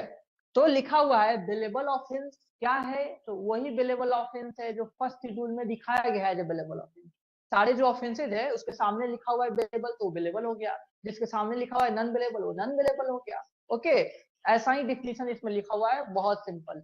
ठीक है, फर्स्ट शेड्यूल में दिया हुआ है लिस्ट ऑफेंसेज के, कौन बेलेबल है कौन नॉन बेलेबल है, तो वही रिफर कर दिया गया है। ओके, तो bailable offence means an offence which is shown as bailable in the first schedule में जिसको बेलेबल बताया गया है, और which is made bailable by any other law for the time being force, या कोई और भी लॉ द्वारा कोई बेलेबल बनाया गया है। मान लीजिए कोई दूसरा लॉ है, कोई भी लॉ बनाया गया है, डोमेस्टिक वायलेंस एक्ट के अंदर कोई ऑफेंस है जिसको जो बनाया गया है, डाउरी प्रोहिबिशन एक्ट के अंदर ऑफेंस है, उसको बेलेबल या नॉन बेलेबल बताया गया है। तो वही वही फॉलो की जाती है कि कोई अदर लॉ में अगर कोई ऑफेंस है तो उसमें जिसको बेलेबल बताया गया है वो बेलेबल होगा, उसमें जिसको नॉन बेलेबल बताया गया वो नॉन बेलेबल होगा। ओके, तो बीएनएसएस ही नहीं, बीएनएसएस का सेकंड फर्स्ट शेड्यूल ही नहीं, और भी लॉज में जिसमें उस ऑफेंस को बेलेबल नॉन बेलेबल जो बताया गया है वही उसका मतलब होता है। फिर लिखा हुआ है non bailable means any other offence. अब जो बेलेबल को छोड़ दिया जाए तो बाकी सारे ऑफेंस होते हैं वो क्या होते हैं, नॉन बेलेबल ऑफेंस होते हैं। बेलेबल को छोड़कर बाकी ऑफेंस नॉन बेलेबल होते हैं। ये तो डेफिनेशन हो गया जो कि बेयर एक्ट में लिखा हुआ है, ये वाली बात बेयर एक्ट में लिखी हुई है। लेकिन bailable offence non bailable offence के बारे में और भी बातें होती है। तो चलिए हम लोग डिफरेंस देख लेते हैं बेलेबल ऑफेंस और नॉन बेलेबल ऑफेंस का। सबसे पहले क्या डिफरेंस हो जाएगा बताइए, बहुत पहले से आप लोग ये सब पढ़ते आए होंगे, ये सब बहुत आसान क्वेश्चन हो गया। ये सब सर बेलेबल ऑफेंस में इसको एक बेल को एक मैटर ऑफ राइट के तौर पे मांगा जा सकता है, जबकि नॉन बेलेबल में वो कोर्ट के डिस्क्रिप्शन के ऊपर होता है। बहुत बढ़िया है उसी।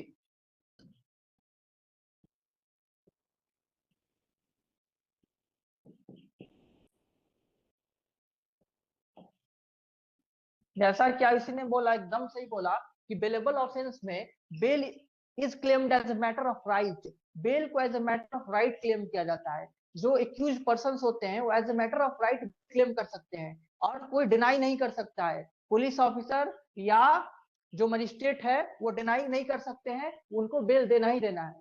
और नॉन बेलेबल ऑफेंस में बेल जो होता है डिस्क्रिप्शन ऑफ कोर्ट होता है, डिस्क्रिप्शन ऑफ कोर्ट। इसका कहने का क्या मतलब हुआ, कोर्ट की डिस्क्रिप्शन हो गई, मर्जी हो गई, उसे लगेगा बेल देना है तो दे सकता है या डिनाई भी कर सकता है। मींस कोर्ट कैन ग्रांट और deny bail in case of non bailable offence. Non bailable offence का मतलब ऐसा कतई नहीं होता है कि बेल नहीं मिलेगा। ठीक है, कई सारे लेमैन लोग जो होते हैं वो मानते हैं नॉन बेलेबल ऑफेंस जिसमें बेल ही नहीं मिलेगा, ऐसा बिल्कुल नहीं हो सकता है। नॉन बेलेबल ऑफेंस में बेल मिलती है, और इसी में तो बेल के लिए मोस्टली जद्दोजहद जो भी है वो होगी। इसमें तो मिलना तय ही है। इसमें कोर्ट ग्रांट भी कर सकती है, रिजेक्ट भी कर सकती है। नॉन बेलेबल ऑफेंस में कोर्ट की डिस्क्रिप्शन होगी और इसमें मिलना ही मिलना है, इसमें रिजेक्ट ही नहीं कर सकती है। Bail is claimed as a matter of right. इसमें बेल हो जाता है, डिस्क्रिप्शन ऑफ कोर्ट हो जाता है। ये बात समझ में आई सबको?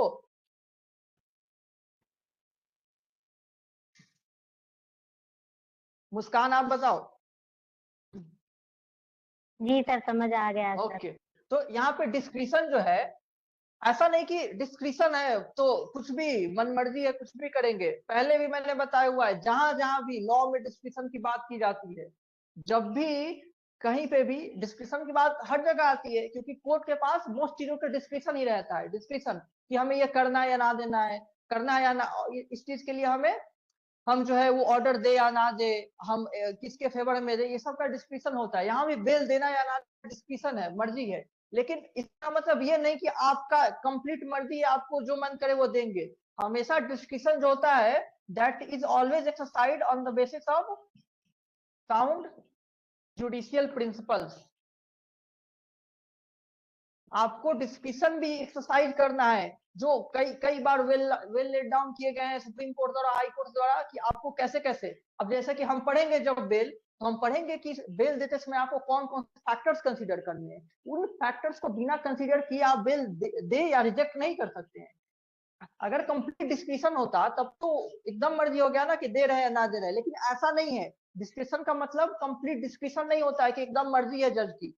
उसका मतलब जो साउंड जुडिशियल प्रिंसिपल्स है, जो कि जुडिशियल प्रिंसिपल्स है अच्छे अच्छे, उनके बेसिस पे देने हैं, जो कि कोर्ट से लेट डाउन किए हैं जो प्रिंसिपल, उसके बेसिस पे देने हैं। जैसे क्या, जब हम बेल पढ़ेंगे तो पढ़ेंगे कि बेल देते समय देखना है एक्यूज को भागने, एक्यूज जो है जिसको हम बेल देंगे उसको भागने के कितने संभावना है, वो बाहर निकल के विटनेस को हैम्पर कर सकता है क्या, विक्टिम को हैम्पर कर सकता है क्या, डराएगा धमकाएगा क्या, एविडेंसेस को टैम्पर कर सकता है क्या, क्या वो यंग पर्सन है, क्या वो ओल्ड एज का है, मेल है फीमेल है, बच्चा है, किसकी बात हो रही है बेल देने की, क्या वो बीमार पर्सन है। ये सारे प्राइमा फेसाई क्या लग रहा है कि पर्सन ने ऑफेंस किया है कि नहीं किया हुआ है, ये सारे फैक्टर्स हैं जो कि कंसिडर किए जाते हैं at the time of granting bail. तो इन सारी चीजों को देखते हुए देना है बेल।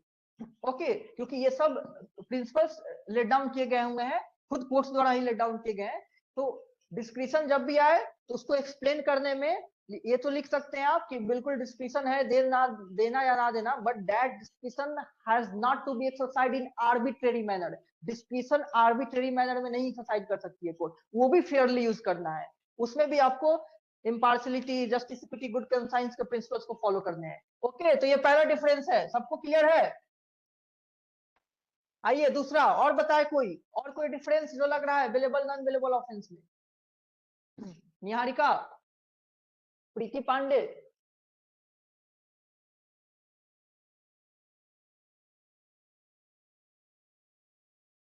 सर इसमें एंटीसिपेटरी का प्रावधान नहीं हो सर, उसमें एंटीसिपेटरी होता है, मतलब नॉन वेलेबल ऑफेंस में। बहुत बढ़िया मुस्कान, वाह। देखिए एकदम सही बोला इन्होंने एक डिफरेंस इसमें। देयर इज प्रोविजन या स्कोप कह सकते हैं, scope of anticipatory bell.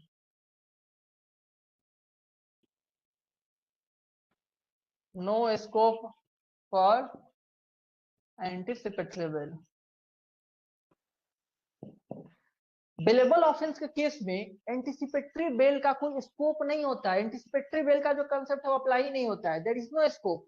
Non bailable offence में एंटीसिपेटरी बेल का स्कोप होता है। जाहिर सी बात है, जैसे हम लोगों ने बेसिक समझ लिया कि बेलेबल ऑफेंस में बेल मिलना एक मैटर ऑफ राइट है, इसमें कोई डरे नहीं, क्यों कि पहले से वो एंटीसिपेटरी बेल क्लेम करने लगा, जब जैसा अरेस्ट हुआ वैसे बेल ले सकता है। ओके, जो अपनी सिक्योरिटी है, अपनी बॉन्ड है, एग्जीक्यूट करेगा और बेल ले लेगा। तो यहाँ एंटीसिपेटरी बेल का कोई स्कोप नहीं है, लेकिन नॉन बेलेबल ऑफेंस में एंटीसिपेटरी बेल का स्कोप है। वहां पे इन एंटीसिपेशन ऑफ अरेस्ट आप एंटीसिपेटरी बेल फाइल कर सकते हैं। अगर आपको लगता है कि आपका नाम किसी कॉग्निजेबल और नॉन बेलेबल ऑफेंस के लिए, स्पेशली नॉन बेलेबल ऑफेंस के लिए आप एक्यूज किए गए हैं, हो सकता है किसी एफआईआर में आपका नाम है, आपको जानकारी मिल गई हुई है, आपके खिलाफ कोई क्रिमिनल कंप्लेंट दर्ज किया हुआ है एक नॉन बेलेबल ऑफेंस के लिए, आपको जानकारी मिली हुई है, तब आप एंटिसिपेट कर सकते हैं कि आपको अरेस्ट किया जा सकता है। सो इसी एंटिसिपेशन में आप एंटिसिपेटरी बेल फाइल कर सकते हैं। लेकिन उसके भी बहुत सारे लॉज है कि आपको रिजनेबली ये एक्सपेक्ट किया जाना चाहिए कि आप अरेस्ट हो सकते हैं। ऐसा नहीं कि आपका जो डर है वो मियर एक फियर होने चाहिए, उसका कोई बेसिस नहीं। आपके पास जस्टिफाई करने के रीजंस होने चाहिए कि आपका जो डर है अरेस्ट होने का वो रियल होनी चाहिए। तो इसमें ये अप्लाई होती है। नॉन बेलेबल ऑफेंस में एंटीसिपेटरी बेल आप फाइल कर सकते हैं और क्लेम कर सकते हैं, ओके, लेकिन बेलेबल ऑफेंस में नहीं। चलिए, ये भी एक अच्छी डिफरेंस थी। और कोई डिफरेंस कोई बताना चाहेगा? सर सर वेलेबल में सर 3 ईयर मिनिमम इम्प्रीजमेंट और फाइन हो सकता है, और नॉन वेलेबल में लाइफ इम्प्रीजमेंट तक हो सकती है पनिशमेंट। ओके, ये भी डिफरेंस ठीक है, लेकिन इसको आप ऐसे कह सकते हैं कि नॉन बेलेबल जो होती है वो बहुत सीरियस और हार्श नेचर की होती है, जिसका पनिशमेंट हो रहा है लाइफ इम्प्रिजनमेंट, डेथ पेनल्टी तक हो सकती है। नॉन बेलेबल में जनरली कम होते हैं, सजा कम होते हैं। ये कम कितने होते हैं ना, वो फिक्स करने की जरूरत नहीं है। ओके, कम कितने होते हैं वो फिक्स करने की जरूरत नहीं है, क्योंकि अलग अलग लॉज में अलग अलग हो सकती है। ऐसा नहीं है कि 3 साल का कम है तो ही बिलेबल होगा, 3 साल से ज्यादा के ऑफेंसेस को भी बिलेबल बनाया जा सकता है। तो ये आप बोल सकते हैं जो मुस्कान ने बोला कि लेस सीरियस नेचर का होता है, बिलेबल लेस सीरियस नेचर का होता है और ये more serious nature of crime होता है। क्राइम का नेचर जो होता है मोर सीरियस होता है। नेचर जो होती है, नेचर की डिफरेंस हो गई एक तरह से। नेचर जो है लेस सीरियस होती है क्राइम की, किसमें, बिलेबल ऑफेंस में। मोर सीरियस होती है नॉन बिलेबल ऑफेंस में। और कोई डिफरेंस, और कोई डिफरेंस? नॉन बिलेबल ऑफेंस में बेल कौन दे सकता है? निहारिका निगम बताओ, who has authority to grant bail in case of non bailable offense? Option है court, sir court, only magistrate, court and police officer, only police officer. क्या हो जाएगा आंसर? सर नॉन बेलेबल में तो कोर्ट। कोर्ट के पास होता है, हाँ okay okay, only court. Only court, yes sir. Okay बहुत बढ़िया। और बेलेबल ऑफेंस में? Sir Available any offense? Officer और कोर्ट, मतलब any officer can also grant bell और कोर्ट कैन आल्सो किस तरह के ग्रांट ऑफिसर की बात कर रही हैं अभी आप? किस तरह के ऑफिसर? सर एनी मैजिस्ट्रेट या फिर officer of the police station. Okay okay, हाँ पुलिस स्टेशन को मेंशन करना जरूरी है ना, क्योंकि ऑफिसर यहाँ पे पुलिस ऑफिसर भी शामिल हो जाएगा, बेलेबल Yes. ऑफेंस में पुलिस ऑफिसर भी शामिल हो जाएगा। तो ये भी एक इंपॉर्टेंट डिफरेंस हो गया। बेलेबल ऑफेंस में police and court both can grant bail, both can grant. इसमें हो जाएगा ओनली कोर्ट कैन ग्रांट। चौथी डिफरेंस ये थी, बेलेबल ऑफेंस में पुलिस और कोर्ट दोनों के पास अथॉरिटी है बेल ग्रांट करने की, लेकिन नॉन बेलेबल ऑफेंस में only court is competent enough to grant और रिजेक्ट बेल। पुलिस ना ग्रांट ना रिजेक्ट कुछ नहीं कर सकता है। ग्रांट या रिजेक्ट करने की जो अथॉरिटी है वो कोर्ट के पास है नॉन बेलेबल ऑफेंस में, और कोई नहीं, कोर्ट के अलावा और कोई नहीं ग्रांट या रिजेक्ट कर सकती है नॉन बेलेबल ऑफेंस की पेटिशन। लेकिन बेलेबल ऑफेंस में पुलिस के पास भी अथॉरिटी है बेल देने के लिए। ओके तो ये सारे डिफरेंसेस है बेलेबल नॉन बेलेबल ऑफेंस के। समझ में आया सभी को?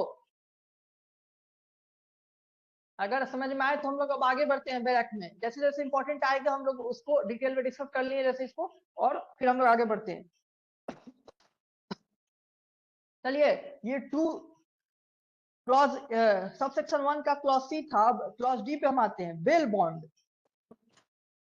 बेल बॉन्ड देखिए लिखा हुआ है बेल बॉन्ड क्या है, तो लिखा हुआ है कि बेल बॉन्ड डिफाइन था कि नहीं सीआरपीसी में?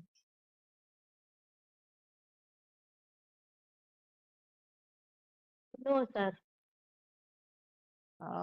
ओके मुस्कान, बिल्कुल सही मुस्कान ने कहा बेल बॉन्ड नहीं डिफाइन था, बेल बॉन्ड नया डिफाइन किया गया है। देखिए बेल बॉन्ड लिखा हुआ है, bail bond means N undertaking for lease with security. With security, आप बस विद सिक्योरिटी को अंडरलाइन कर लीजिए, विद सिक्योरिटी को अंडरलाइन कर लीजिए, बस इतना ही याद रखना है आपको। बेल बॉन्ड क्या है?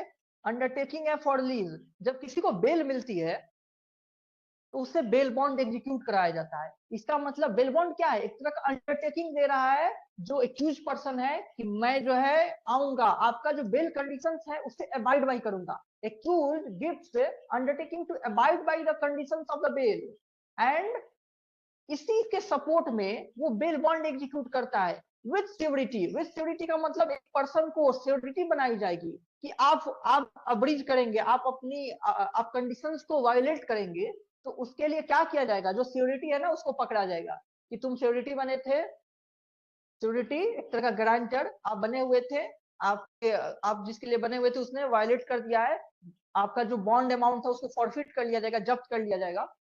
ठीक है, तो एक सिक्योरिटी के साथ जब अंडरटेकिंग लगती है तो उसको बेल बॉन्ड कहते हैं। बेल बॉन्ड, इसमें एक सिक्योरिटी का होना जरूरी है, इसलिए मैंने विद सिक्योरिटी को बस अंडरलाइन करवाया। एग्जाम्स में ये पूछ ले जाएंगे कि बेल बॉन्ड होगा विद सिक्योरिटी होगा विदाउट सिक्योरिटी होगा, कैसे होगा? तो आपको विद सिक्योरिटी करनी है, टिक मारनी है with security. Okay, bail bond समझ में आया ना आपको? बेल जब मिलती है, किसी को भी जब बेल मिलती है तो बेल बॉन्ड एग्जीक्यूट कराया जाता है ताकि पर्सन जो है अबाइड बाई करे, जो कंडीशंस दे रहे हैं। अगर उसको वायलेट करता है, मान लीजिए कंडीशन थी कि आपको आपको हर 10 दिन में आनी है, पुलिस स्टेशन रिपोर्ट करनी है, या आपको हर डेट्स पे, जो कोर्ट्स की ट्रायल की डेट होती है, आपको हर डेट पे आनी है।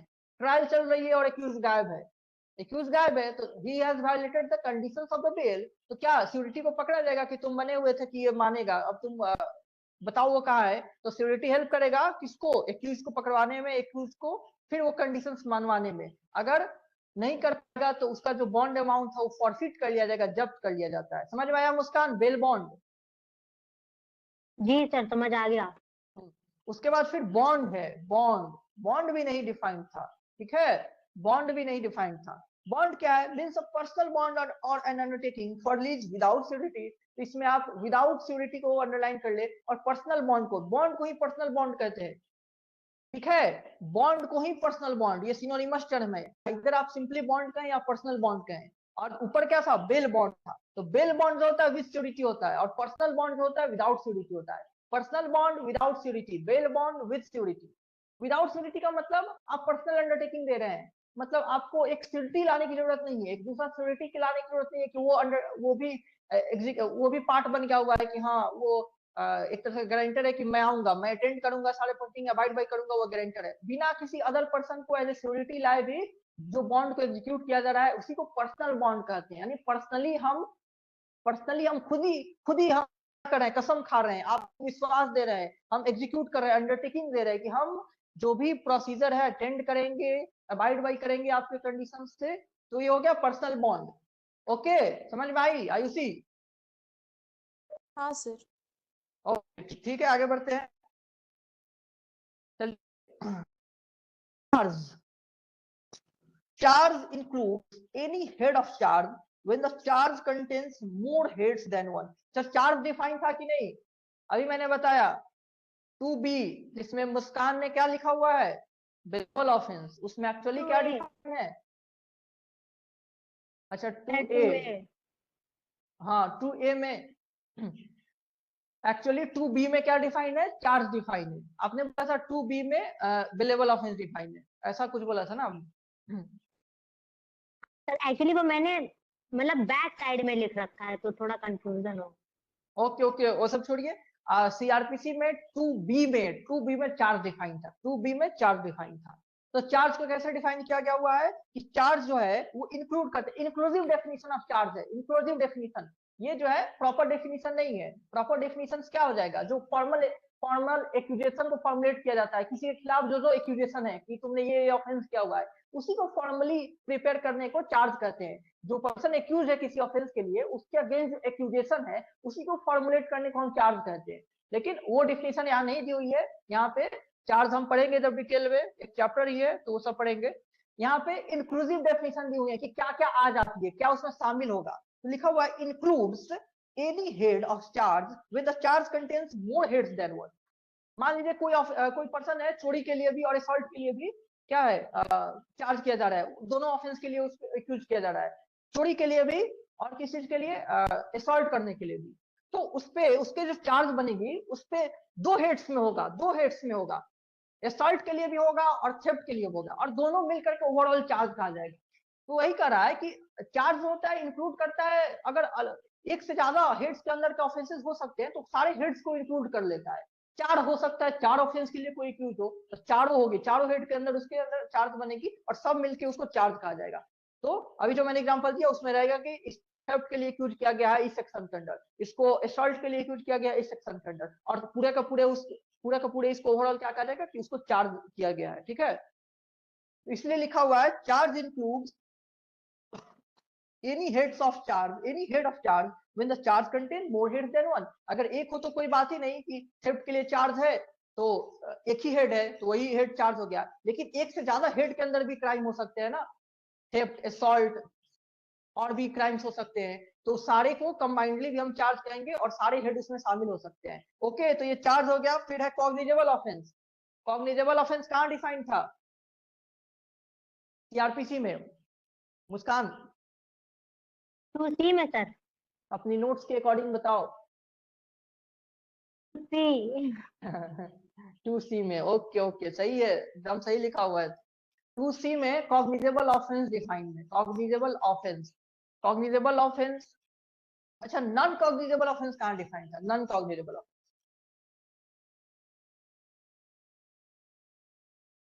2L में सर। वाह वाह वाह याद नहीं की हुई वो मुस्कान, क्या?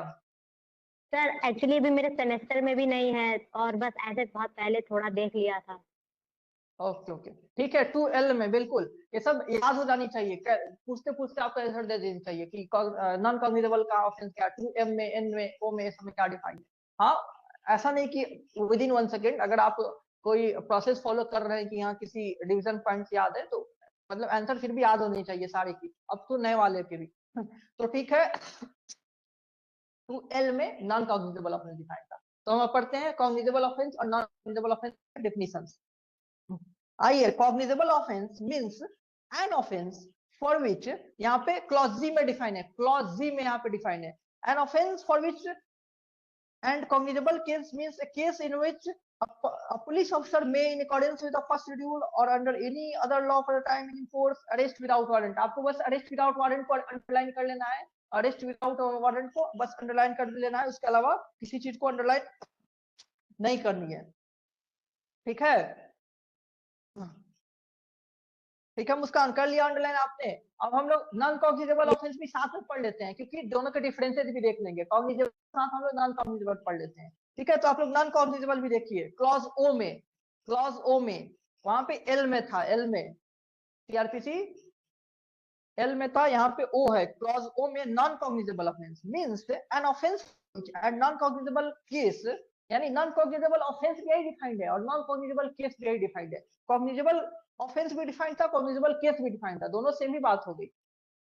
means a case in which a police officer has no authority to arrest without warrant। यहाँ पे आप no authority को अंडरलाइन कर सकते हैं, यहाँ वहां पे authority to arrest without warrant था, यहाँ no authority to arrest without warrant है, तो ये डेफिनेशन तो बहुत ही आसान दिया हुआ है और इसी से सबसे बड़ी डिफरेंस भी पता चल जाती है कॉग्निजेबल ऑफेंस और नॉन कॉग्निजेबल ऑफेंस की। आइए हम इसके डिफरेंस को और डिटेल में डिस्कस करते हैं। तो पहला डिफरेंस क्या हो गया मुस्कान, कॉग्निजेबल ऑफेंस और नॉन कॉग्निजेबल ऑफेंस के बीच का पहला डिफरेंस क्या हो गया? जो उसका डेफिनेशन है वही डिफरेंस हो गया कि कॉग्निजेबल ऑफेंस में एक पुलिस ऑफिसर के पास ऑथोरिटी होती है कि बिना वारंट के अरेस्ट कर सकता है, बिना वारंट के अरेस्ट कर सकता है, और नॉन कॉग्निजेबल ऑफेंस में जो है बिना वारंट के अरेस्ट नहीं किया जा सकता है। तो cognizable offence, non cognizable offence, ये कॉग्निजेबल ऑफेंस हो गया, ये नॉन कॉग्निजेबल ऑफेंस हो गया। विदाउट वारंट किसका ऑथोरिटी है? पुलिस ऑफिसर का, पुलिस ऑफिसर का। इसमें नो अरेस्ट विदाउट वारंट। ये सब मैं ये इसलिए बता दे रहा हूं क्योंकि आगे जब सेक्शन शुरू हो जाएंगे तो ये सब टर्म्स मिलते रहेंगे, हर जगह मिल जाएगा, कहीं भी मिल जाएगा बेलेबल ऑफेंस, कहीं भी कॉग्निजेबल नॉन कॉग्निजेबल मिलेगा, तो उस समय ये कंफ्यूजन ना हो कि क्या है कॉग्निजेबल क्या है नॉन कॉग्निजेबल। ओके, तो स्टार्टिंग में ये डिफरेंस जान लेना जरूरी है इंपॉर्टेंट टर्म्स के। सबसे पहला डिफरेंस क्या हो गया कि पुलिस ऑफिसर बिना वारंट अरेस्ट कर सकता है कॉग्निजेबल ऑफेंस में, और वारंट की जरूरी है अरेस्ट करने के लिए नॉन कॉग्निजेबल ऑफेंस में। वारंट भी का भी आगे पढ़ना है, तो हम लोग पढ़ेंगे आगे। पहले और कोई डिफरेंस, और कोई डिफरेंस कोई बताएगा? सर इन्वेस्टिगेशन का डिफरेंस है, कॉग्निजेबल में परमिशन की जरूरत नहीं होती मजिस्ट्रेट की, लेकिन नॉन कॉग्निजेबल में परमिशन लेना पड़ता है। बहुत बढ़िया आयुषी, बिल्कुल। Police can investigate without permission from magistrate. इसमें कांट बस लिख देता हूं, इसी का उल्टा हो गया, इसी का उल्टा हो गया कांट का मतलब। यहाँ पे police can investigate without permission of magistrate. Cognizable offence में पुलिस के पास ऑथोरिटी है कि बिना मजिस्ट्रेट के परमिशन के वो इन्वेस्टिगेशन स्टार्ट कर सकता है, इन्वेस्टिगेशन स्टार्ट कर सकता है बिना मजिस्ट्रेट के परमिशन से। लेकिन नॉन कॉग्निजेबल ऑफेंस में पुलिस कैनॉट, यानी कि बिना मजिस्ट्रेट के परमिशन के आप इन्वेस्टिगेशन नहीं कर सकते। छोटे मोटे केसेस के लिए बिना आप जो है जो कि नॉन कॉग्निजेबल केसेस है उसके लिए आप बिना मजिस्ट्रेट के परमिशन के इन्वेस्टिगेशन नहीं कर सकते। ये दोनों बहुत इंपॉर्टेंट डिफरेंस है। No arrest without warrant, no investigation without the permission of magistrate. यहाँ पे हो गया can arrest without warrant, can investigate without the permission of magistrate. Okay, clear है मुस्कान? चलिए, और कोई जी डिफरेंस? सर। कौन ज्यादा सीरियस हो गया, कौन कम सीरियस हो गया? कौन सीरियस हो गया मुस्कान? जैसे पहले बताया था कि कॉग्निजेबल में कोर्ट के ऊपर होता है कि वो बेल दे भी सकते हो, नहीं भी दे सकती है। नहीं, वो बिलेबल नॉन बिलेबल में होता है, वहां पे बिलेबल नॉन बिलेबल का वो डिफरेंस था। मुझे लगा नहीं, शायद नहीं। होता होगा। वो देखिए, ऐसा नहीं है कि हर ऑफेंस जो है ना, वो जो बिलेबल है वो कॉग्निजेबल है, जो नॉन बिलेबल है नॉन कॉग्निजेबल है। मतलब हर ऑफेंस जो कि बिलेबल है वो नॉन कॉग्निजेबल है, और जो नॉन बिलेबल है वो कॉग्निजेबल है, ऐसा नहीं है। ऐसा रहता है ना तो वो डिफरेंसेस मैच कर जाते हैं, वो डिफरेंसेस तब मैच करते हैं तब तो। कॉग्निजेबल ज्यादा सीरियस ऑफेंस होता है। हाँ बिल्कुल ऐसी। ओके, मैं इनका जो आंसर कर रहा हूँ कंफ्यूजन। अगर वैसा होता मुस्कान, तो डिफरेंसेस अलग अलग नहीं पढ़ने होते, वो डिफरेंसेस सब में अप्लाई हो जाती इक्वली। तो ये क्लियर नहीं है कि जब जब ऑफेंस नॉन बिलेबल होगा वो कॉग्निजेबल होगा, ये जरूरी नहीं है। वैसे ही ये भी जरूरी नहीं है कि जब जब ऑफेंस बिलेबल है तो वो नॉन कॉग्निजेबल हो, ये जरूरी नहीं है। ठीक है, तो ये मोर सीरियस कॉग्निजेबल है, तो मोर सीरियस ये जो होगा हो गया। वहां पे लेस सीरियस क्या था? लेस सीरियस जो था बिलेबल था, और वहां पे मोर सीरियस क्या था? नॉन बिलेबल था। लेकिन फिर भी मैं बता रहा हूं कि जरूरी नहीं है कि नॉन बिलेबल ऑफेंस और कॉग्निजेबल ऑफेंस सिनोनिमस है, नहीं है ऐसा। और बिलेबल ऑफेंस और नॉन कॉग्निजेबल ऑफेंस सिनोनिमस है, ऐसा भी नहीं है। ओके, तो वो जो डिफरेंस था कि बेल मिल सकती है तो बेल देना अगर राइट है तो बिलेबल, बेल देना डिस्क्रिशन है तो नॉन बिलेबल, वो यहाँ पे नहीं लिखा जा रहा है, क्योंकि जरूरी नहीं है कि सारे ऑफेंस जो नॉन बिलेबल है वो कॉग्निजेबल हो, और जो सारे ऑफेंस बिलेबल है वो नॉन कॉग्निजेबल हो, ऐसा जरूरी नहीं। मुस्कान समझ में आया ये वाली बात? ओके ओके ओके ठीक है, तो ये भी एक डिफरेंस हो गया कि ज्यादा सीरियस नेचर का कौन है? Cognizable offence. कॉग्निजेबल ऑफेंस ज्यादा सीरियस नेचर का हो गया, नॉन कॉग्निजेबल ऑफेंस कम सीरियस नेचर का हो गया। ओके, अच्छा एक और सवाल का आप लोग जवाब दीजिए।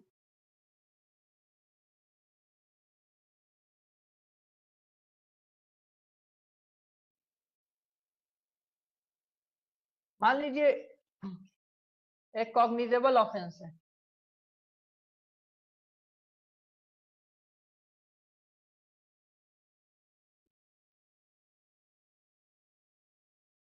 कॉग्निजेबल ऑफेंस है,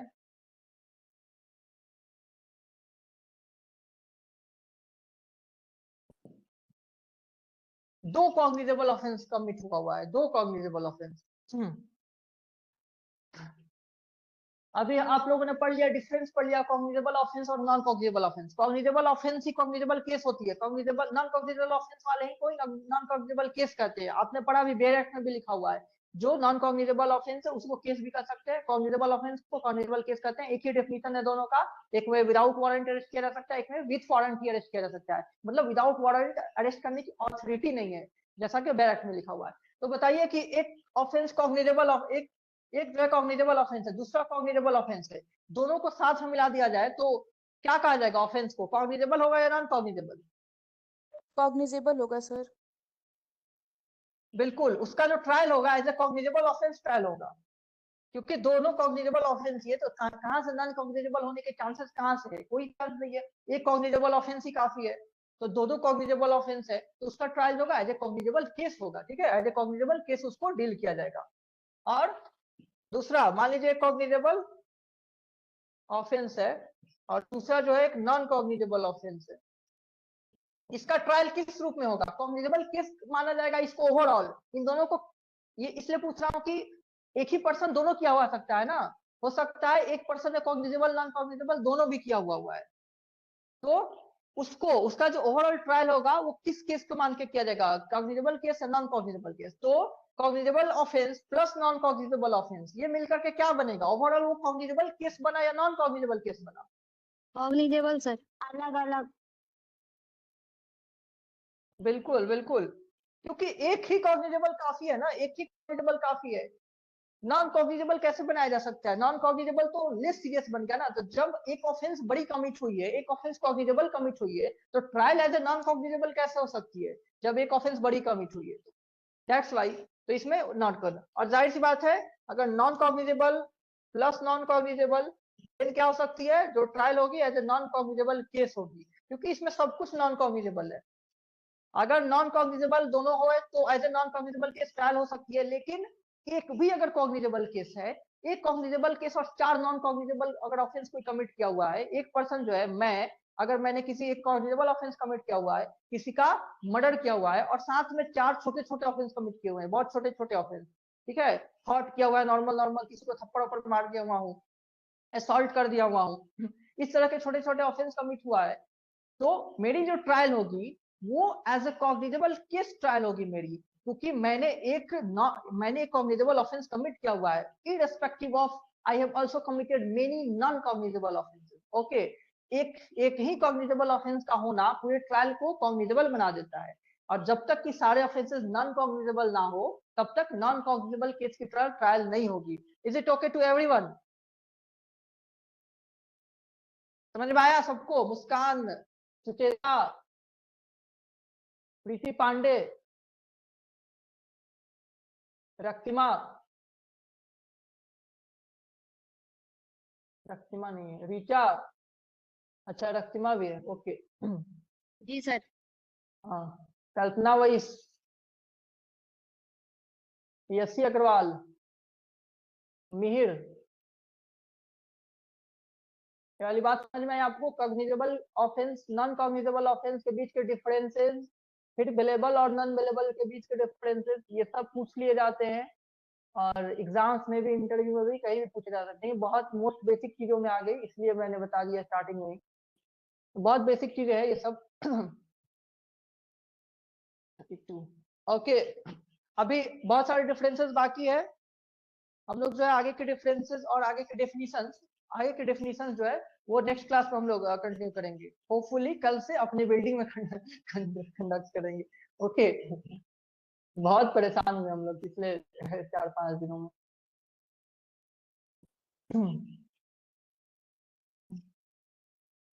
तो अभी तक का जो भी बताया गया उसमें किसी को कोई प्रॉब्लम है तो बताइए। हम लोगों ने डिफरेंसेस और डिफिनीशन जो अभी तक के पढ़े, सेक्शन 1 और सेक्शन 2 के डेफिनेशन डिफरेंसेस, अभी बहुत सारे डिफिनेशंस बाकी हैं। आयुषी, प्रीति पांडे, आईपीसी की क्लास चलेगी कुछ ही दिनों में चलेगी, मतलब अगले 10 दिन के अंदर पूरी आईपीसी की खत्म रहेगी, कभी भी 2 क्लास बीच में हो जाएगी, 2 या 3।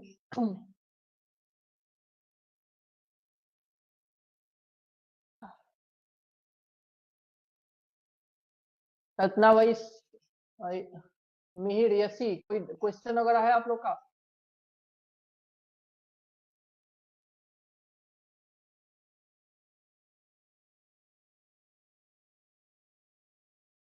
कोई बात नहीं, अगर नहीं है तो आप लोग लीव कर दीजिए, कल आगे के हम लोग डेफिनेशंस पढ़ेंगे, कल सारे डेफिनेशंस हम लोग पढ़ लेंगे और फिर आगे के सेक्शंस पढ़ेंगे। अभी हम लोग टॉपिक स्टार्ट करने से पहले ये सारे बेसिक चीज कवर कर लेंगे ताकि टॉपिक्स में फिर आएंगे ये सब वर्ड्स दिक्कत ना हो। ठीक है निहारिका, मुस्कान, यसी, आप लोग कोई क्वेश्चन ना हो तो आप लोग लीव कर सकते हैं।